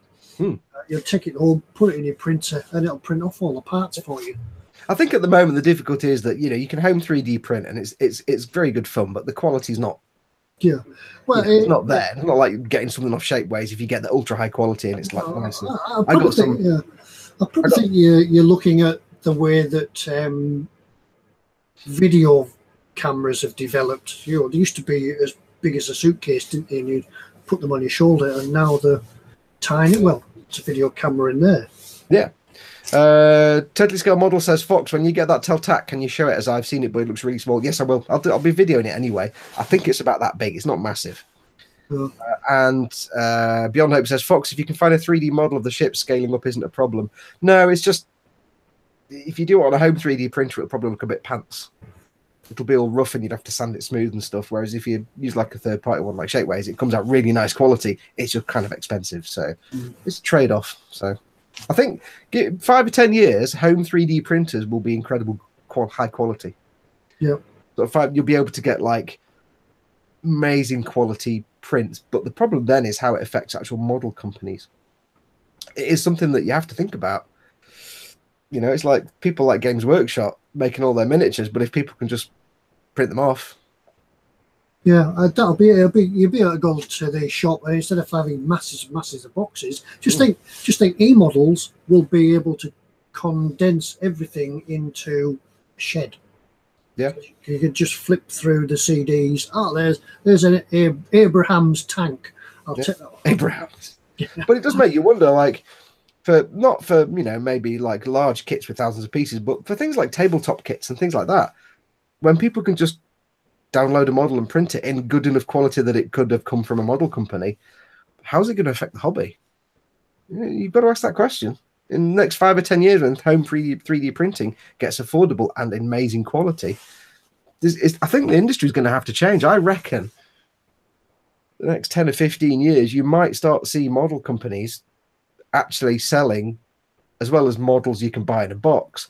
I think they might actually start selling 3D render versions that you can download and print out on your own printer. I think if a model company's savvy, it'll start offering things like that. They'll have to at some point, because otherwise it'll just all go. People just make their own, and nobody will make any money. Yeah, but on that note, I think that what my thoughts are that modelling is going away from the construction of the model to more of making, achieving a finish on it, the weathering, the painting, and such like that. So, I think, yeah, over the last decade or so, it's two things have led to that. I think possibly the increase in popularity of tabletop gaming, with Games Workshop and some of the other manufacturers and companies out there, that's taken off over the last 10 or 15 years, big style, and they're usually fairly straightforward builds. And also things like your Bandai stuff becoming more prevalent in the West, your snap fit kits, and it's less about the construction and more about the actual painting and weathering. So yeah, I think you're right. I think there'll always be a market for the the dragons and the Tacom kits and the Tamiyas out there, where it's a big long construction. But I think there's more of a focus now than there was before on the people that don't want to do the complex build, but they want to really do the complex paint job. Yeah, that's it. Yeah. Tim Bick says their paints and other peripherals will be the big sales items. Yeah. A few people have let me know it's Alkesh is the name of the bomber, the big bomber in Stargate SG-1. I love Stargate SG-1. Yeah, I've always wanted the Teltac, so I really wish somebody was going to make kits of it, and then they never did. And there was some company that did big resin models of it, but they just seemed to disappear. So, Tony Black says, if we ever go to Mars, we might take a 3D tech that allow people to build stuff as they need it. Well, there's already a company that there's already. I watched the thing the other day where they 3D printed a house in a day. So there's already industrial 3D printers that can print bricks and cement and stuff. We go back to car spares. You'll just walk into your local car franchise and say, "Can I have a steering wheel for a Mark Zephyr Escort, please?" Printing now, sir. Yeah, there is actually also 3D printing in metal. That's also a thing right now. But again, I think at the minute it's the preserve of big, hundreds of thousands of pounds worth of equipment to print off the real high quality stuff. If you wanted to be able to 3D print something in the same quality that you get a kit, it's not going to happen. It's not for a while, but it's going to be. We're going to get it in like the next 10 or 15 years. Yeah. Look at the way. Go back. If you look at your swanky laser printer on your desk that costs you 40 quid from Argos, and that can do 1200 DPI prints that you can then take to a printer and get fantastic quality images. Go back 15 years, you would have had a dot matrix. And a printer like that would have been the preserve of a printing press, printing shop where they'd have a several £1,000 machine.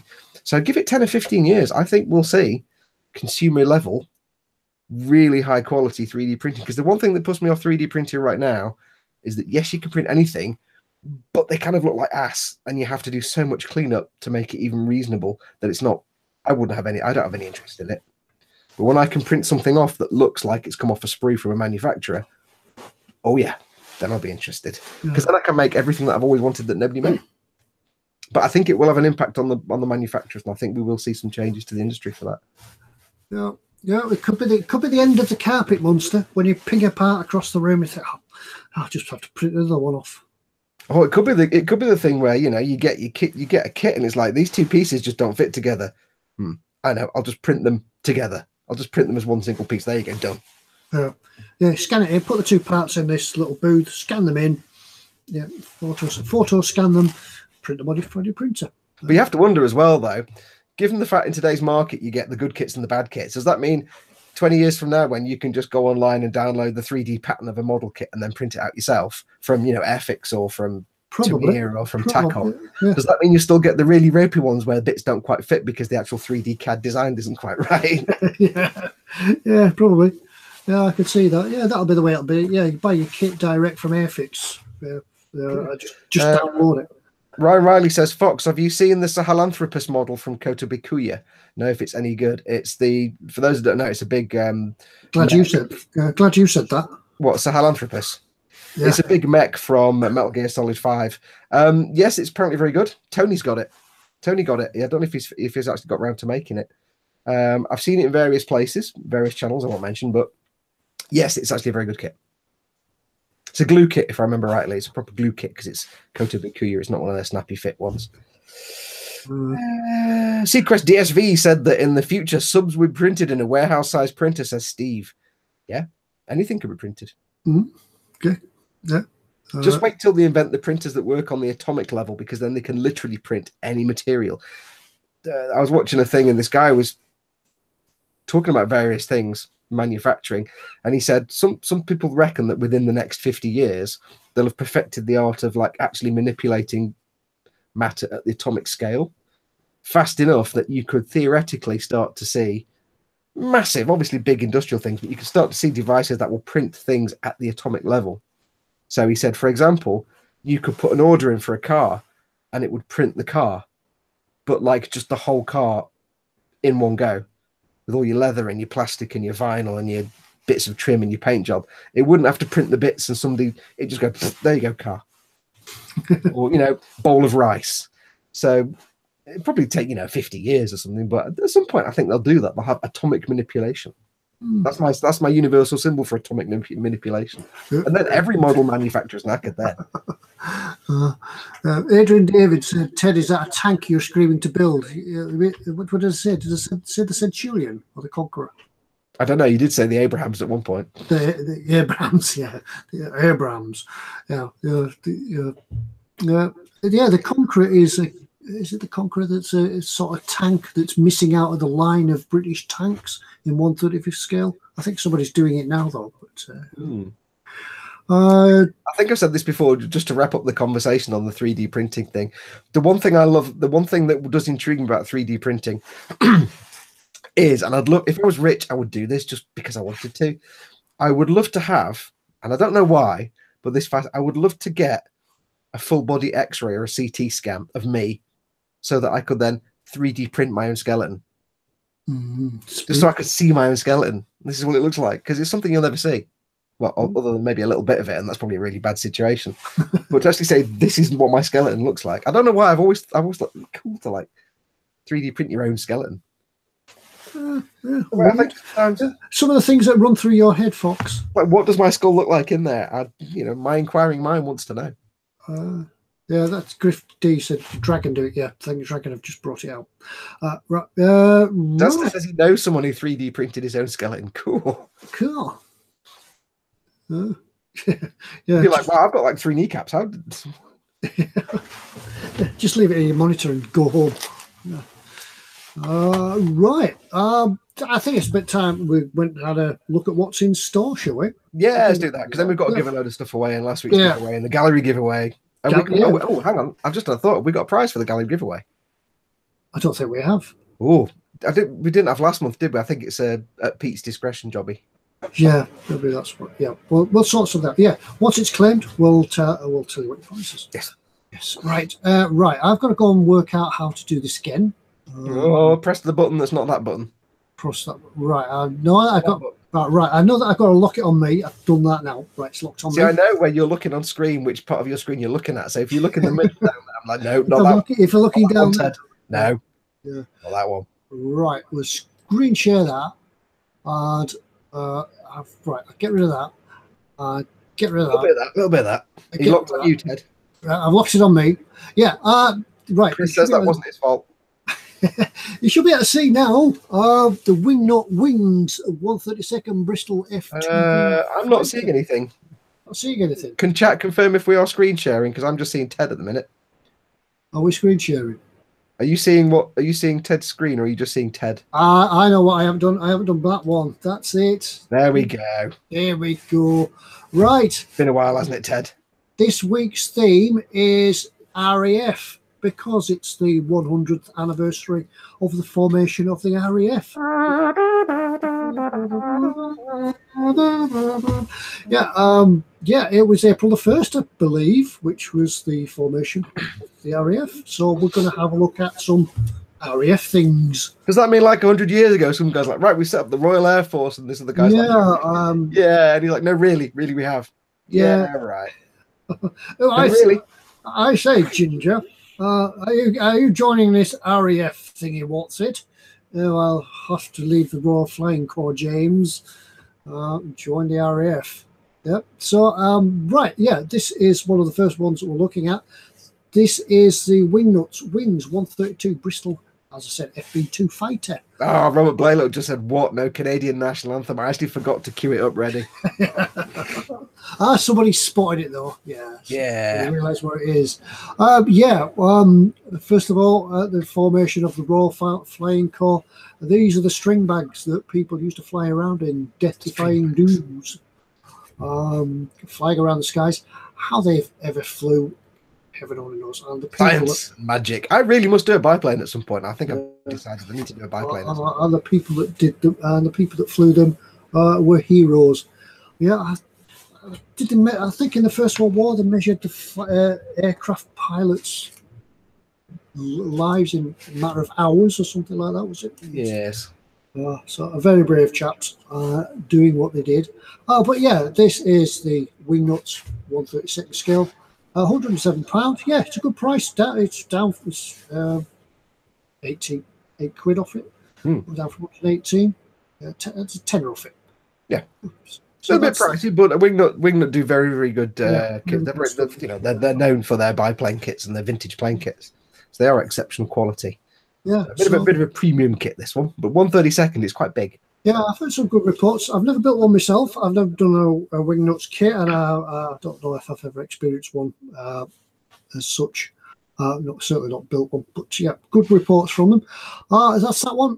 The next one is the Revell 172nd, 100 years of the RAF, the British Legends.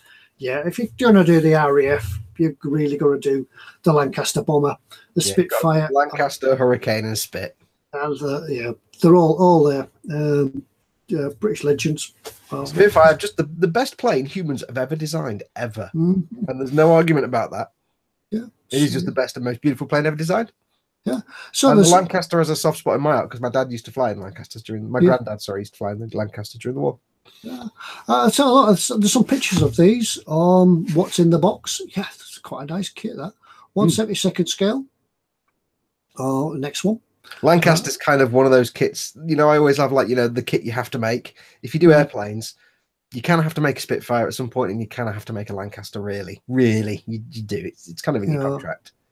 Yeah, I know that this aircraft, is it the City of London they call it, that's still flying? I think it is, and the drone of those 4 Merlin engines as they fly together. I've got some video footage somewhere of a couple of years ago of the one that came across from Canada and joined ours in a fly past up and down the country, and to hear 2 of these aircraft going overhead.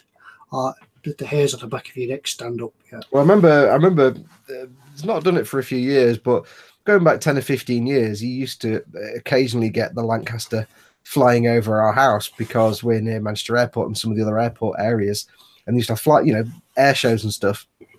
So there'll be a lot of people obviously that have never heard a Lancaster fly over them, and it's not like anything you've ever heard before. If you hear prop planes fly over, it's nothing. You don't so much hear a Lancaster fly over as you feel it fly over before you even see it.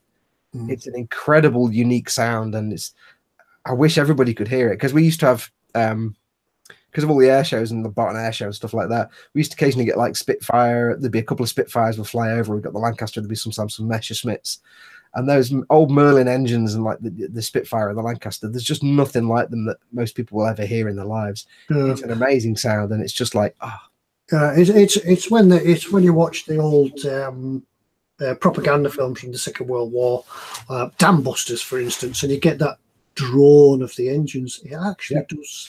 Vincent says 4 Merlins charging away a pretty damn loud fox. It's an incredible sound just to hear it. It's that deep, throaty roar that you just feel for a minute before you even hear the plane. And it's just nothing like it. And the sound of a Spitfire flying over at full pelt is just Yeah.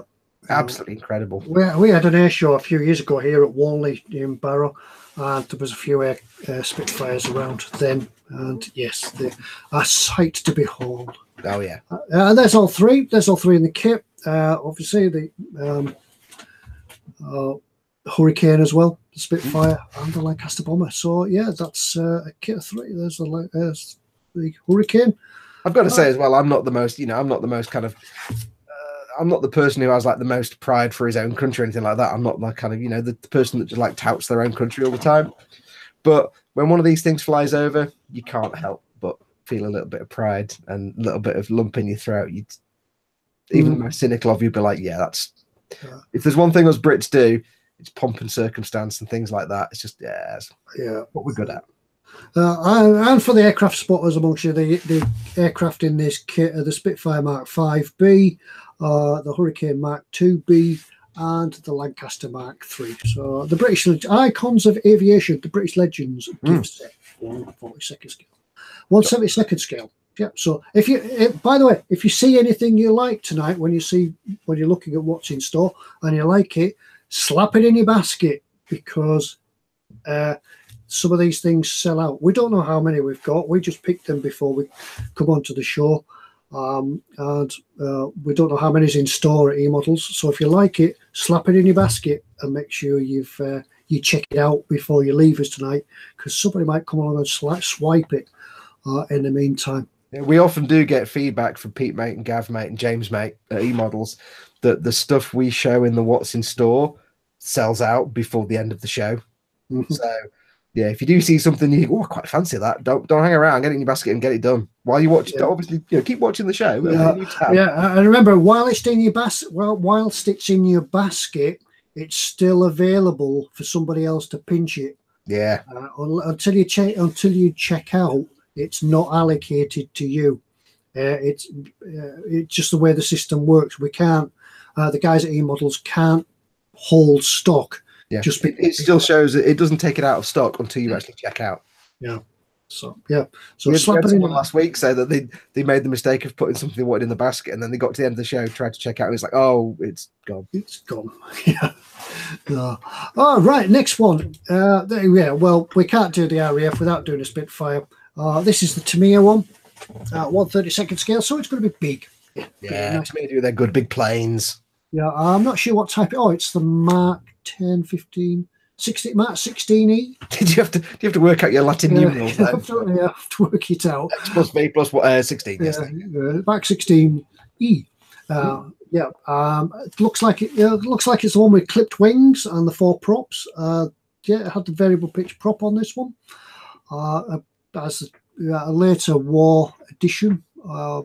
As the developments of the Spitfire went through numerous changes, and I'm sure any Spitfire buffs out there will spot the difference between one and another. Just have a look down, see if there's any pictures of it. As usual, yeah.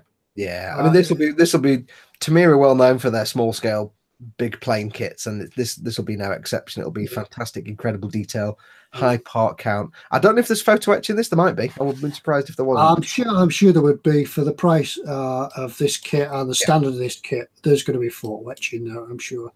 Yeah, all the engine innards, everything there, fully detailed, lots of detail. Really going to keep you busy, this one.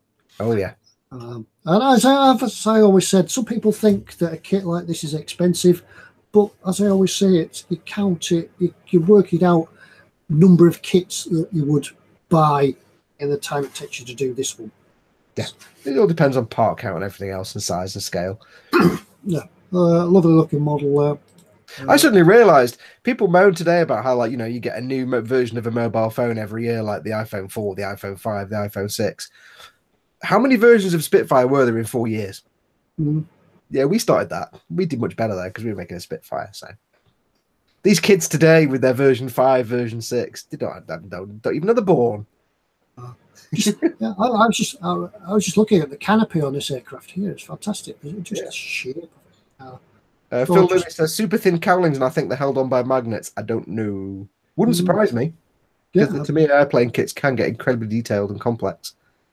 Yeah, some nice panel details. What other pictures have we got? It They looks are, like they are kind of, they're basically museum quality kits, which is what you're paying for. it looks like it comes on a stand as well. If you wanted to stand, if you want to put it in flying. Right. So, I'll just have a look through the blurb. Just to see if it just mention it. No, I can't see anything. Just skim reading it there. I can't see any mention of photo etch, but I won't be surprised if there isn't some in that box. So that's the Tomeo 132nd Supermarine Spitfire. Supermarine? Supermarine. Now then, if you wanted to make it into a little bit of a diorama, you can put some of these guys in there as well. These are the RAF pilots, World War II era. 132nd scale as well. Ted? Yep. Oh, sorry, it doesn't matter. I just thought I saw something. Ignore me. I was about to say something. Ignore me. What? 120, 132nd? 132nd scale RAF pilots, World War II era. Is there a dog in there as well? Not sure if there is a dog in there. Because that will be exceptionally awesome and also cliche. Yeah. But it doesn't appear to be a black Labrador, which is probably the norm. The thing. One of the pilots does have a moustache, though. That's all right. Yeah, they have a moustache. Yep. So if you wanted to build that Spitfire you've just seen, a little diorama with these guys hanging around, talking about tactics and things like that. And he came out of the sun at me, Johnny. So I banked left and got on his tail. Gave the hunt what for? It was jolly good. Yep. So, yep. Bill Lewis says the dog is a setter for the decals.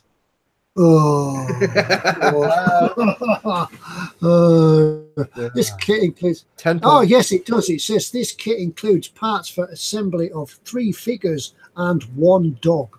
Oh, cool. Yeah. I've just done a dog, so dogs are cool. I like dogs, and I've painted a dog now. Alan says Cocker Spaniels are the the dog of choice in the RAF. Yeah, that and Labradors. Labradors. With nowadays dubious names that we won't want to repeat on stream. Yeah. Yes. Yeah. These are Masterbox figures. I've just done some Masterbox figures in that desert diorama that I did a few weeks ago. Cracking figures. That's what Masterbox do. They do figures in all kinds of scales. Yeah. They're like the Verlinden, but of plastic kits rather than resin kits. Yeah. I do remember Masterbox as well do some weird, seriously off the wall sort of figures as well. So so just for £9, you can add it to the cost of that Spitfire that we just had a look at, and you can have a nice little diorama to go with it. The thing to remember about, and some people look at little kits of figures and think, oh, it's not really, why would you want to do that? The thing to think about doing figures is you could get weeks of painting out of just like a little set of 5 figures for £9. Yeah. So, especially if you're wanting to practice your painting techniques, figures are absolutely brilliant. So, you may balk at the idea of buying just figure sets. It's like, but you can make a little tiny diorama. It looks sweet, but painting is actually really good fun. Like I've said before, if you're an airbrush meister and you like your airbrush painting of big things, and you're not really doing much brush painting, give it a try. Because you know what?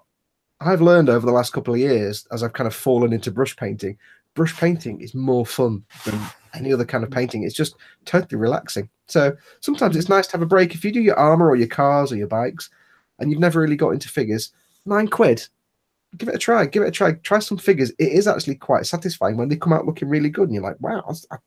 I just had a thought. You may not even need the aircraft to go in the background of this. You could just have the 3 figures on a little plinth, just sort of telling a story. Yeah. And everybody, you can imagine the aircraft and the rest of the airfield around them, but they just focusing on 3 figures. There are people that just make models of individual figures in bigger scales, like 132nd and 148, and they just make a single figure on a tiny little display base, but put a little tiny bit of diorama, like some grass and bush and stuff. And some of those are incredible because they can spend weeks painting one figure and they can look incredible. Yeah, you will get a lot of satisfaction from painting figures. It's frustrating at first, but it can actually be just great fun. Yeah. So there, Masterbox 132nd RAF pilots, World War II era. Adrian David says, "Do you remember the name of the dog in Dam Busters?" Yes, and that's what we're not going to. Yes. We can't mention it now. Yes.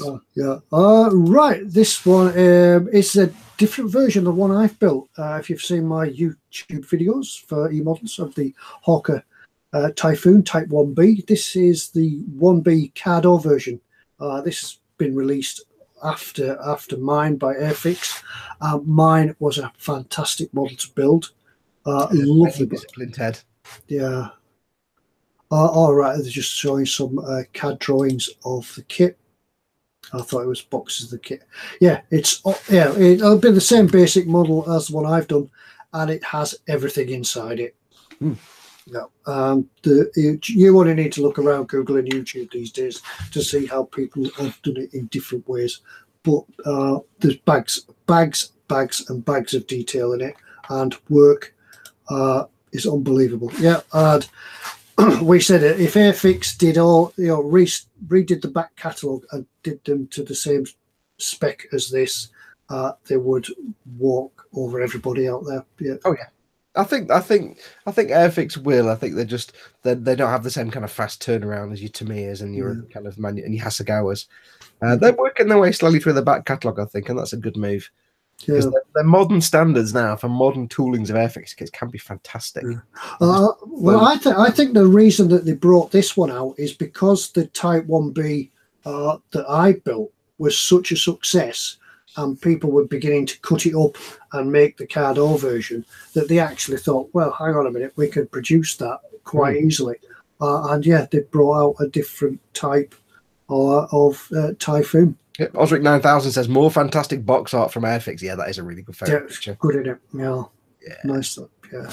So there we go. That is any more pictures of it? Yeah, just CAD drawings. There's the box. Paint schemes. What scale is that one? Yeah, get rid of that. What scale is that, Ted? It's one. What did I say it was? 1/24 scale. Yes, yeah. It's a big aircraft.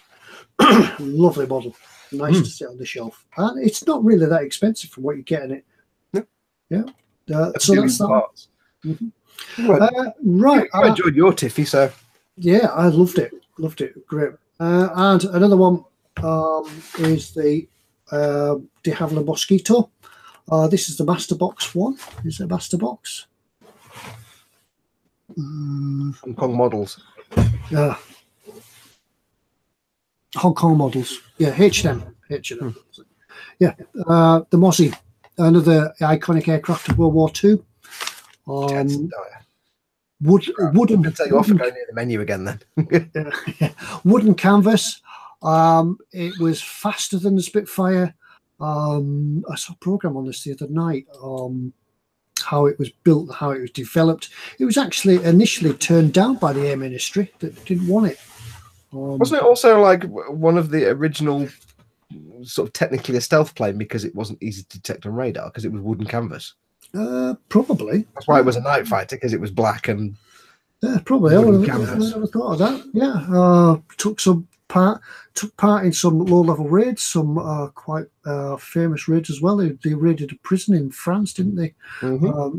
Helped all the resistance fighters escape. Yes. Became a night fighter, became a fast attack bomb fighter. They actually fitted it with a huge cannon to go out hunting U-boats. A few people in chat are saying it was the fastest Air Force fighter from 41 to 44. Yeah. Some because it weighed like about 3 ounces.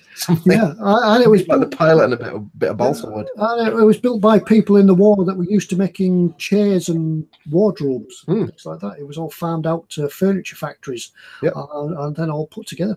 But yeah, a cracking little model. There it is. Nice. Looks like bags of detail in it there. It's all brought down in a section so you can see all the detail of it. Right, I can't find that. Close that one. And now we come up to date and we find it's a fighter aircraft, but it's also the BAE Systems Hawk. It's the trainer aircraft, training those pilots training those pilots of tomorrow, those guys that will go on to do what their forebears have done and look after the country. And I see these flying down the lake almost every day, apart from that tornadoes. Yeah, that and tornadoes and everything else. Yeah, I have fond memories when we used to have a caravan in the lakes of like you'd be woken up in the morning by a tornado doing a ground run, and you'd be like, "Wow, that's loud." Yeah, these simple aircraft. Yeah, simple aircraft, simple model to build. Do it in a range of liveries and such like that. But yeah, these are the guys that train. Yeah, they're a fighter aircraft in their own right, but mainly used as a trainer. Painted black, go like a proverbial off a shovel down the road before the guys move on and progress to the chosen aircraft. But the BAE Systems Hawk, 1/72 scale, and once again, it's only £9. Yep, good little weekend kit. Good little weekend, yeah. Or longer if you put more effort into it. So you get in, you get out what you put in. There you go. Yeah, so there you go. So that's it. That's the look at what's in store this week from the 100th anniversary of the RAF. Right, stop sharing, come back and prepare for the next bits. Am I out of focus? No, actually. No. Your hair looks startled, but other than that. Yeah, I do need a haircut. I can't. Yeah, got a bit of Dave Allen going on there, I think. Yeah, unfortunately, the hairdresser's is the same direction as the post office. So if you see him 1 week and he's had his hair cut and there's no stickers been sent out, you need to shout at him. Yeah. Oh, right. Yeah, it's unlocked off me. Right. I'll get the next bit. What we're going to do next? Let's do the gallery one next. We should do the gallery, and then should we do? What do you want to do? Do you want to do the gallery and then the last week's winner and then the giveaways, or do you want to do? Yeah, just let me clear all this up so we can get the gallery. Now, I'll explain what this is for those who may not know. On the eModels website, if you go to emodels.co.uk/gallery, easy to remember, there is a gallery of readers' builds. What we say is basically submit a little photograph of your finished build. Just one is fine. And what you can do is you can put up a picture of your finished build, whatever you're building, and people can review it and give you feedback on what they think. It's a good place to show off your work and get feedback. What we do, Ted, Chris, and I, is each month, on the first of each month, or as close to the first as we can do on Monday, we will go into the gallery and we will pick one of the 5-star rated customer builds, rated by you guys, and we'll pick one of those. There's no specific guidelines. We don't necessarily look for the most technically proficient model kit build. We don't look at something that looks like it's been made by a master. It could be something really simple. It could be something very straightforward. It could be something by a younger builder that clearly just looks like they've had a really great time. So we're not looking at quality. We're just looking for things that make us go, yeah, I like that. That's as soon as we go, oh, I like that. That's all we need to feel. So we will pick somebody each month. That person will win something cool, usually a kit of some sort, a cool kit of some sort. We haven't actually prepared well enough to tell you what that is. Yeah. But whoever the winner is this month will win some sort of cool kit, and we'll let you know once you contact us to say you've won. We'll let you know what you've won, but it'll be something kick-ass. Don't worry. So we do that on the first of each month. So if you've not done one before, when we finish the show tonight, when you get a chance, do go and have a look at emodels.co.uk/gallery. Upload some pictures of your builds and get reviewing, because the way it works is the more you review, the more people review you. So get your reviews in, get rating people, and if any of yours get 5-star ratings from anybody else, you'll be up for a prize at some point, potentially. And we don't just look at whatever came in that month. It could be anything from when the gallery first started. So some of these can be like from 6 months ago, last week, today, doesn't matter. Yeah. Yep. So right, I'm ready to go. Thanks for keeping them going while I turn off now. I'll shut down, sir, if you won't be needing me. That's a Star Wars thing, Ted. You won't get it. Right. Okay. Right. I'll try this screen sharing again. So lock in on me. Do that bit. Press that. Screen sharing again. And the winner this week is the chat. The chat has won. The chat. The winner is an Alfa Romeo 150. I'll show you the bigger picture. There's the bigger picture. This has been won by. I forgot. Did you not write it down? I forgot. Oh, I've got to go and find it on the back end, haven't I? Yeah. Let me get the details. Hang on. You keep talking, Ted. I'll yeah. Yeah, I do understand that this has taken about 3 years to build it, and it's actually a metal model. 3 months, I think it was. 3 months. Was it 3 months or 3 years? Yeah, this is actually a metal model. Metal model. It's not like metal Mickey. Going in the back end now, if you pardon, madam. What's the name of the? What's the title of it? It's the Alfa Romeo 150. Yeah. Hang on, I've got to get past the capture, and it always gets me wrong. I do apologise. I thought I'd written it down, but I've written the other winner down. You are rubbish. Now, will I get past the capture? That's the thing. Will I get past the magic? Oh, I got past. Right, so it is. Do you think we prepare these things? We don't really. Yeah, Alfa Romeo 150. Alfa Romeo 150. I think what happened was we were discussing it, and I had to go and get me a cup of water. And then when I came back, we'd moved on. That's where it. What's the exact title? Because I'm not finding Alfa Romeo 150. Alfa Romeo 150. I'm not seeing that at all. Highly detailed kit. Took 3 months to build. Each wheel has 3 rows of individual spokes. Oh, there we go. Painted. Yes, it is by Brian D. Boot. Yep. So Brian D. Boot, well done. You are this month's gallery winner. He says it's an all-metal kit. 3 months to build it. Each wheel has 3 rows of individual spokes painted with Tamiya spray paints, and it looks fantastic. Yeah. Somebody was asking before about painting with metals. That's painting with metals. Yeah. This one tickled me because I just love all the detail on all the little intricate details of the engine. I don't know. It doesn't say what scale it is, so I don't know how large it is. But it does look fantastic. It's a beautiful paint job on the red. It's come out really nice and smooth. Yeah. If he's used the rattle cans, then that's a really good job. He says spray paint, so I'm assuming he's using the TS or the AS paints. But it looks gorgeous, and it looks really, really nice. And if it's an all-metal kit, wow, that's... Yeah, it just shows that, we don't all build models in plastic. Yep. There's all sorts of other mediums out there that we can get through and use as well. Yeah, so great. Yeah. Excellent. An excellent model, an unusual model as well. I can't recall seeing lots of them about.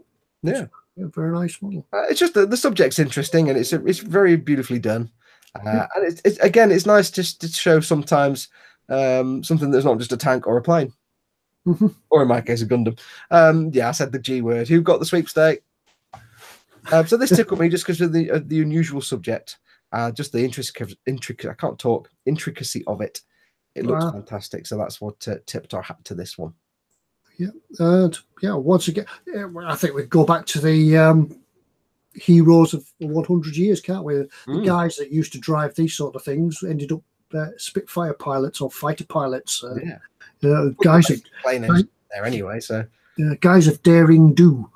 Yeah, not that much far removed from a plane engine in there. But yes, Brian D. Boot, you won. So what you need to do is pop an email to ted@emodels.co.uk. We will try and remember to put it in the description of the video. We'll try and remember. Or just go onto the eModels website and fill out the contact form. But best to mail Ted, because Ted knows who you are. Yeah. Make sure to send us your name and your address and a contact phone number.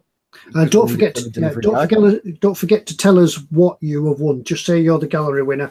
Yes. We'll sort your prize. Don't know what you've won yet because we got we forgot. We weren't very well. You'll win some. We'll pick something awesome for you and let you know what you've won. Yeah. And get that to you. So just drop Ted an email, ted@emodels.co.uk. Just say that your name, address, and phone number, and that you are this month's gallery winner. And please, can I have something awesome? Thank you very much. Thanks. Yeah, good. Right, I'll stop sharing that. Yes. I'll prepare the next one. Yes. I forgot where I am. Next was last week's giveaway, wasn't it? Have you written down last week's giveaway? Yes, I have. Good, because that's a random pick, and once it's picked, I can't pick it again. Yeah, I'll just get it up. I've lost it. Oh God.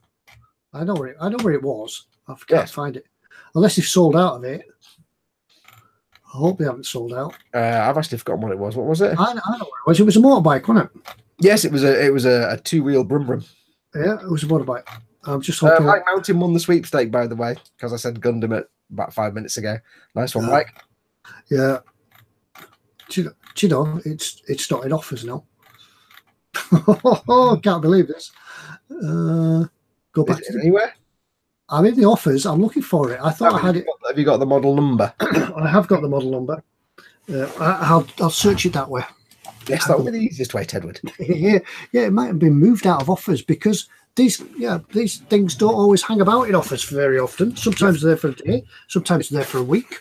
It's worth reminding viewers, especially for first-time viewers, do check out the offers section. I think, if I'm right, it's emodels.co.uk/offers, but there is just an offers option on the menu. the stuff that goes in there, it's not just tap they can't get rid of.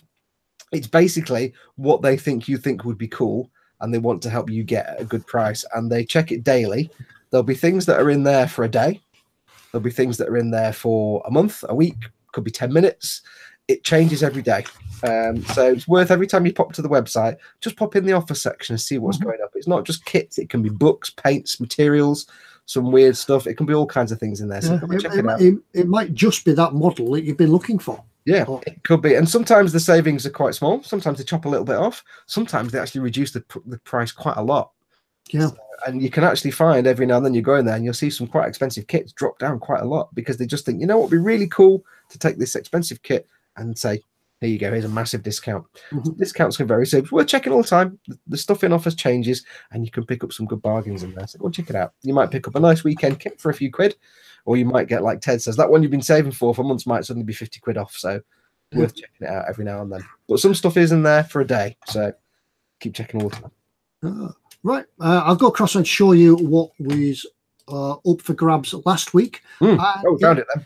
Yeah, I found it then. It's the Yamaha RZ250, a motorbike for you motorbike fans out there. We've done shiny cars tonight. We've done aircraft, shiny cars. Now we're doing a motorbike. Yes. This is, I think it's the English version, the import version to the UK. The RZ250. I think it. I'm sure you motorbike guys can tell us whether or not this was a popular bike in the UK. I seem to think it was. I'm not a motorcyclist myself, but I certainly recognise the people talking about RZ250s.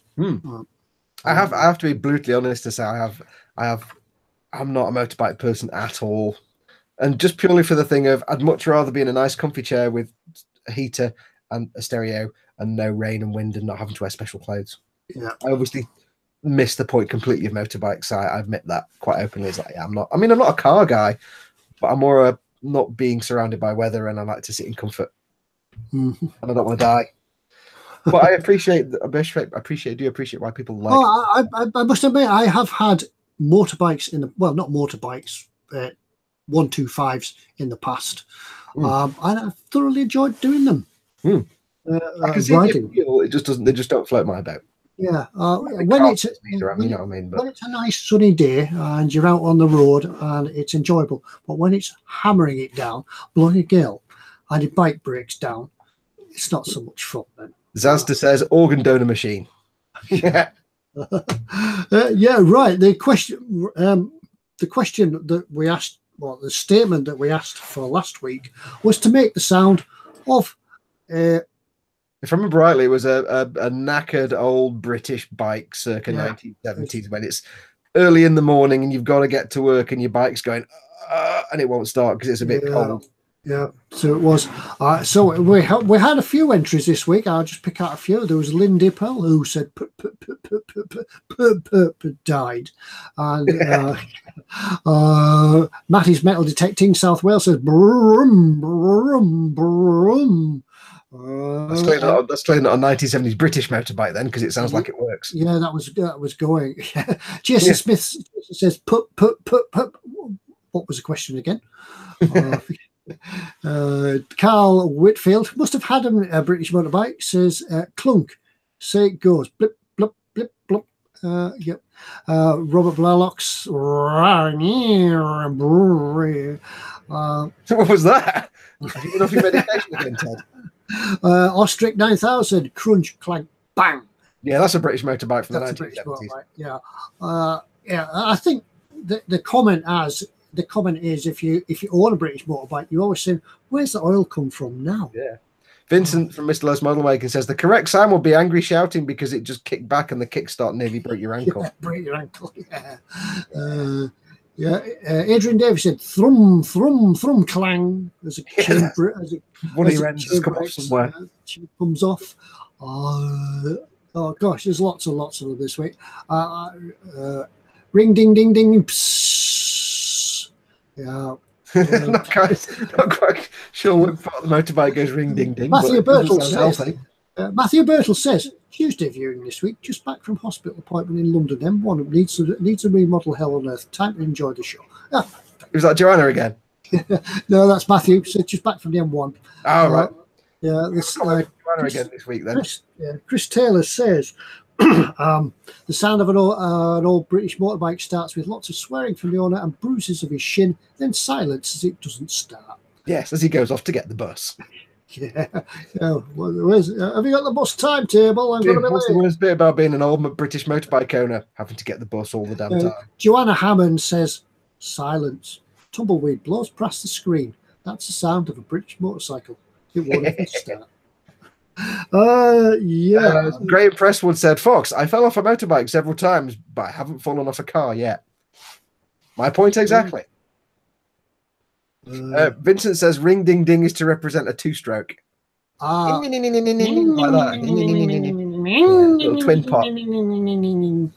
Yeah, that's it. Anyway, the comment this week has been picked by the random comment picker, which was picked at random. Randomly, with the picking of the random picker. And was it picked? And the comment were picked this week. Excuse me, I've run out of water. What is that? Is that Ted? Is that water? Run out of gin.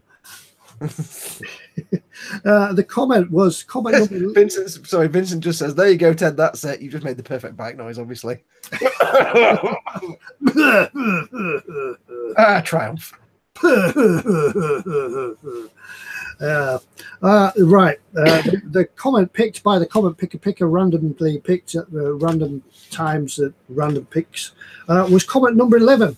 And the comment was from pause for effect. God, I was kind of hoping you just going to say I didn't write it down. I wrote it down. It was Brian T. No, that was the last one. So you did write that one down. Yeah, the comment was comment number 11 from Robert Wise. So you have won the motorcycle kit, Robert, that I've shown you before. That I've deleted from the screen now, so I can't show you again. So well done again. Send Ted an email, ted@emodels.co.uk, and say, dude, I won that motorbike. If you can, please include the kit number so the guys can find it quickly for you. The hashtag. Yeah, I usually do make a record of the number. I have made a record of the number. So if you just say you won the bike kit, I'll go find it and email. It's usually James that picks up the emails, and he'll get it out to you as soon as he can. Name, address, and phone number. That's all they need. Pete Rogers says, Fox, for a car, I drive a Land Rover. What's a heater? I used to drive a Series 3. Yeah. I love my Series 3. Don't start me on the Series 3. I'll just go crying. Don't. But yes, I so there you go. Robert Blaylock says, woohoo! Oh, wrong Robert. Yeah, nearly. So yeah, drop Ted an email, give me your name, address, and number, and tell him you've won the motorbikings, and he will get that sorted out for you. Yeah, good. Now, I suppose we can go on to this week's giveaway, shall we? Yeah. Should we do that one, then we'll finish off with the mug and the sticker? Yeah, because I need a wee now. Yeah, because we did go for a big wee before the stream. Yeah, that's what it is about being on the stream. Yeah, that's before I forget what buttons to press. I've got the hang of it now. Yeah.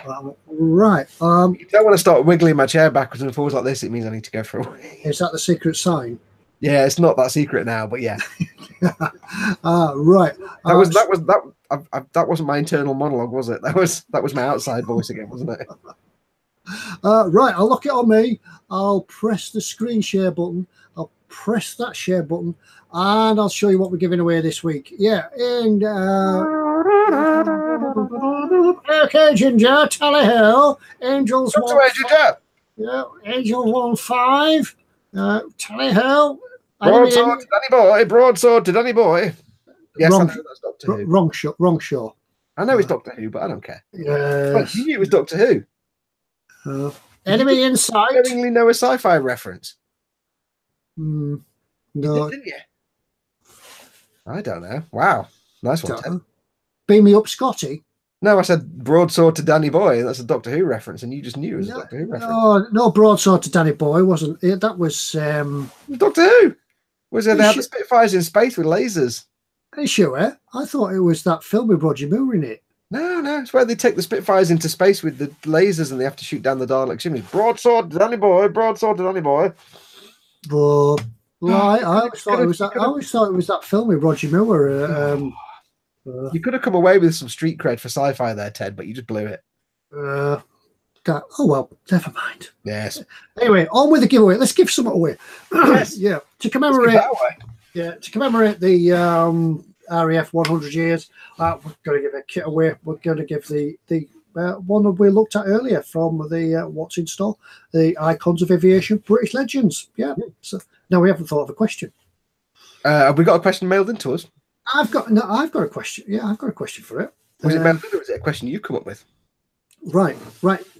I've got one. Yeah. Troughton Chard says broadsword. No. Hang on a minute. We're getting all mixed up here. This is a question for the YouTube, isn't it? Where they have to leave a comment. Oh yes, that's true. Yeah. Okay. Well, in that case, it'll have to be a silly noise again, wouldn't it? Yeah, it's silly. Yeah. No, Troughton Chard confirms that broadsword to Danny Boy is where eagles dare. That's it. Clearly, Doctor Who used that as a reference. I didn't know that because I haven't watched Where Eagles Dare for like 30 years. Is it Where Eagles Dare? What says Richard Burton, you dingle. Was it Richard? Right. Could be then. Yeah. I'm sure it says Were Eagles deer. Yeah, right. I suppose the sound we should have then is the sound of 4 Merlin engines. Yeah. Why You're not? standing there in your garden. It's a beautiful summer's day. You've got a nice glass of not gin. Yeah. Lemonade. Yeah, your barbecue's just going, and unbeknownst to you, there's an air show going on down the road. Not at the end of your road, literally, obviously, nearby. And for the first time in your life, because you've never heard it before, a low-flying Lancaster booms overhead. Yeah. Write down what that sounds like. And you need to put that underneath the video when this video goes live on the tubes later on. Yep. A comment below there, not in the chat now because your vote won't count. You may be charged, but your vote won't count. Yeah, give it 5 or 10 minutes after this stream is finished. It'll be a video on the eModels YouTube page. Just put your comment on there. It gives everybody who's not in chat a chance to win something because we'll pick the winner next Monday. So it's basically what sound does 4 honking great big Merlin engines on a Lancaster sound like when it's only 100 feet above your head. I don't like British motorbikes to be well tuned. Yeah. Alan says Pims, and I'm thinking, yeah, actually, I quite fancy a Pims right now, actually. Pims with all the fruit in it, all the vegetables. Yeah. Well tuned. They're running like sewing machines. Nice, very clear, big sewing machines. Nice, clear summer's evening. Vincent says nothing. You've just gone deaf. Troughton Charles says a wonderful sound. So the sound should be a wonderful. Should be a sigh from everybody. Yeah. Even the birds will stop twittering to look up and look in awe. I think they fall out of the trees dead, to be honest. Blaylock says, how does one describe what it sounds like to be trapped in a box with an angry Bigfoot? Zazta says, but yeah, don't forget, Zazta, you got to put it in the video comments, not in the chat. Giveaway next week. Yeah, it's sort of a. Don't tell them. Don't tell them. Yeah, but you have to go reproduce that. Yeah. Imagine, but then again, it's got to do that for like 10 minutes. I think what they should do is go watch Dam Busters and come back with it. Yeah, come back with the noise. Yeah. Yeah.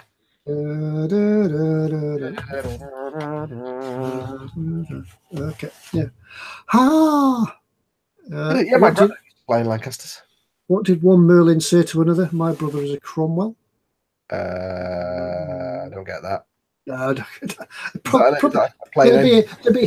be a historic joke in there somewhere. All the historians will be rolling over laughing at that. Zadsa says, "Don't forget, all 4 engines must sync." Good point. Yeah, you need to put that in your. You need to pick that up in your comment. Right. Time for some giveaways then, is it? Yeah. Right. So now, remember, if you're watching this on eModels.co.uk live and you're not in the chat, this is where you get a chance to win some stickers and mugs and stuff. So make sure to click on the little YouTube icon in the bottom right of the player right now. Now, do it now. Now, go on, press it. And as long as you're in a compatible app on your mobile device or on the desktop, you'll see the chat on the YouTube page there. Yeah. Remember that you're quite welcome to win another mug or a sticker if you've already got one. If you don't, you can have more than one. You can have 100 if you want. Yeah, if you do know the answer to the question and you don't want a mug or a sticker, just hang off a little bit and let somebody else answer the question. Yeah, but if you want a second one, you've got all 3 already. Feel free to answer the question. You're more than welcome. We'll send somebody 30 mugs if they answer 30 questions and they win. Yeah. Right. You can't win this week. You're technically not staff, not staff. Yeah. Oh, yeah. Oh, I thought he'd gone. It's only when the goodies come out, he suddenly wakes up. See, he did want the night off, didn't he? Yeah. He's sat there still covered in chocolate. He's there going, I can't join the live stream from the pub. Yeah. Right. I've got quite a few questions this week, and I can't use them all, so we'll save some for next week as well. Okay. What are we doing? A sticker and a mug? We'll do a sticker and a mug. Now remember, these are questions that people have sent in. So 2 things: that person wins a sticker because we read out their question, as Dave Wise Rumgunbark has found out about 35 times, and also we don't know for sure that the answer they've given us is correct. Mm-hmm. So we will only go off whatever the answer they've given us. We don't do any fact checking at all because we don't care. We're far too lazy. We will assume they know what they're talking about. Yeah. So as always, we'll go off the first comment that has the right answer. So Ted will ask the question, wait till he says go, and then answer your question. They're already answering it. We've already got 342s and cheese and onions. Yeah. Wait till Ted says go, and we will go off the first answer we see on our chat, which looks different to the chat you see because we see it in the actual order they come in. You see it tailored to you. So there's always somebody that says, oh, I answered first. It's the way we see it, and we always get the first answer that YouTube received is the first one we see. So right, I've just clicked on them at random, and this one's come up, which is quite appropriate for tonight, really. Is it about kebabs? Yeah, it's about kebabs and pizzas. Yay! It's a question from Adam Clark, who says, good evening, Ted. I thought I'd give you a question from what's in line with tonight's What's in Store. Cool. Don't forget to mail Ted Adam for your sticker. Yes. And his question is, it's about RAF squadrons. As you know, RAF squadrons all have numbers, 112. What was the Dambusters? 617. Never mind. 13 squadron, 24 squadron, something like that. Yes. He asks, what RAF squadron was the first to operate heavier than air aircraft? That means they went from balloons to aircraft, things that were actually heavier than air. What squadron was the first to operate heavier than air aircraft? So we're looking for a number, and go. While we're waiting for that, my grandfather, when he used to fly in Lancasters, we were only able to find out recently what he actually did because it was all top secret. He used to fly in what are called airborne cigars. Oh, wow. Which I will explain in a minute while you're not looking out for answers. I don't know what the answer is. Yeah, there we go. Trot and Chard has won with 3 squadron. Yep. Adam says the answer is 3 squadron. So thank you very much for that. Yep. Drop an email in Trot and Chard. Yeah. So yes, my grandpa used to be on airborne cigars. Yep. So was that for us to find out what they were? I can't remember the squadron number. I've actually forgotten it, unfortunately. Yeah. But it was basically they were kitted out with the latest high-tech jamming and radio devices to jam enemy radar, jam enemy radios, and they also had secret crew members. Like there was always at least one Jewish crew member, typically a German Jew, in the crew, because they would go on the radio and pretend to be a German air operator. When they jammed the radios for the German planes, they used to go on there and say, "Hi, I'm the operator. You need to go to this place," and they try and direct the German planes, away from wherever they were going, wherever the actual fighters and bombers were going. And it was all super secret. And apparently, a lot of the equipment they used is still in use today. But the downside was they went ahead of the actual attacking planes, and they were lit up like a Christmas tree because of all the radio equipment, so they frequently got shot down. Oh dear. They're called the airborne cigars. And it was all super secret. And it was like about 10 years ago we were able to find out what the hell he did. And his crew was unusual because unusually there was a German Jew in the crew, which at the time was really we were like, why is there like a German Jewish guy in the crew? It's all RAF, surely. No, it's like a guy that left Germany in 1941, I think. There was also a guy from Trinidad, a guy called Claude. Oh, I've forgotten his name.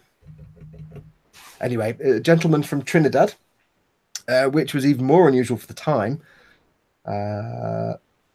because again, it was usually just all RAF chaps, and he was there, and I can't remember what he was there for. He was there for a specific reason, but I can't remember. There's all this like shrouded in secret. You find like who the crew in his plane were. It's all kind of top secret stuff. So there you go. Oh, brilliant! That's not a lot more interesting if I hadn't. Yeah, there's a lot went on that we didn't know about. Yeah, well, apparently a lot of the technology was still in use up to 10 years ago, and was still technically classified. So it took us ages to find out what he used to do. Right, yeah. We'll get on with the next question because it's past bedtime now. Yes. What's this one for? Is this for a mug or a sticker? What did we do last time? This is for, I don't know, what was the last one for? Just you ask the question, we'll find out what you. Should we do that as a mug or a sticker? The last one. We'll do that last one as a sticker then. Okay, that last one was a sticker. This one's for a mug. Yeah. Right. Right. Sergeant Bone says Dunkelgelb. Yeah. This one is from. Do that, and it will actually be the right answer. But like, oh, we're not going to ask the question now because I already answered it. This one is from Gaprestwood. Gaprestwood. Right. However that is pronounced, male. Gaprest. Gaprestwood. Gaprestwood. Yeah, it's from him. Yes. I'm sure watching the show he'll recognise his question. The question is, how long were they allowed to unload a Dakota during the Berlin airlift? So go. How long were they allowed to unload a Dakota during the Berlin airlift? How long? Yeah, obviously, again, we're looking for a number. I've just remembered that that crewman's name was Claude Terrier. Michael Jackman says 30 minutes. No. 4 Minuten. There we go. Total scale models, 10 minutes. 10 Minuten. The answer I have is 10 minutes. So totally scale models. The first one on our screen. Remember that it comes up on our screen first. It might be loaded a little bit differently. So your answer might actually show on your screen before the winners see. Yes. We see the first one that YouTube received. So yeah. So yes, well done, Totally Scale Models. Drop Ted an email with your name, address, and phone number, and just send him that, and he won't send you a mug, but the guys at eModels will send you a mug. Just send it. Yeah, when it's back in stock, because they're out at the moment. Yeah, we haven't heard. Obviously, the guys have been on the bank holiday, so we haven't heard anything about what the situation was with the models. People did ask today if we were actually going to be doing a show because there was nothing on the Facebook page, and I said, well, that's because the guys that would do the Facebook page are all having a lazy day off in the pub today, probably. Plus, I was run off my feet today. I didn't get a chance to get an email out to the guys at eModels. So yeah. Right. Says how many of us were frantically scanning their wiki page? Right, gentlemen, everybody else, gentlemen, ladies, boys and girls, thank you for watching us tonight. It's come past the witching hour, time for our bed, and Fox to dash off. Great big wee. Yeah, because we need chair wiggle. You can tell I need a great big wee. So yeah, once again, we've managed to get ourselves through 2 hours of total chat and stuff. And how we ever get this far, I have no idea. But that's it from the Easter Monday live stream from me, Ted, and Fox. Me, Ted, and Fox. Yeah, that's 3 of us. I knew there was 3 of us. No, there's 4. Me, Ted, Fox, and I. Oh, yes, I forgot that one as well. So it's me, Ted, Fox, and I. Yeah, and apologies from Chris, who couldn't join us tonight. We hope everything's going all right, and we'll see. Hopefully, Michael Jackerman is consistently reminding us that he's going on his cruise in it for 2 weeks. It was on the 23rd. I think he's gently reminding us for the last 4 or 5 weeks that he's been going on a cruise. That cruise is getting close. Good cruise, dude. I might be going on a cruise myself in 2 or 3 weeks, but never mind.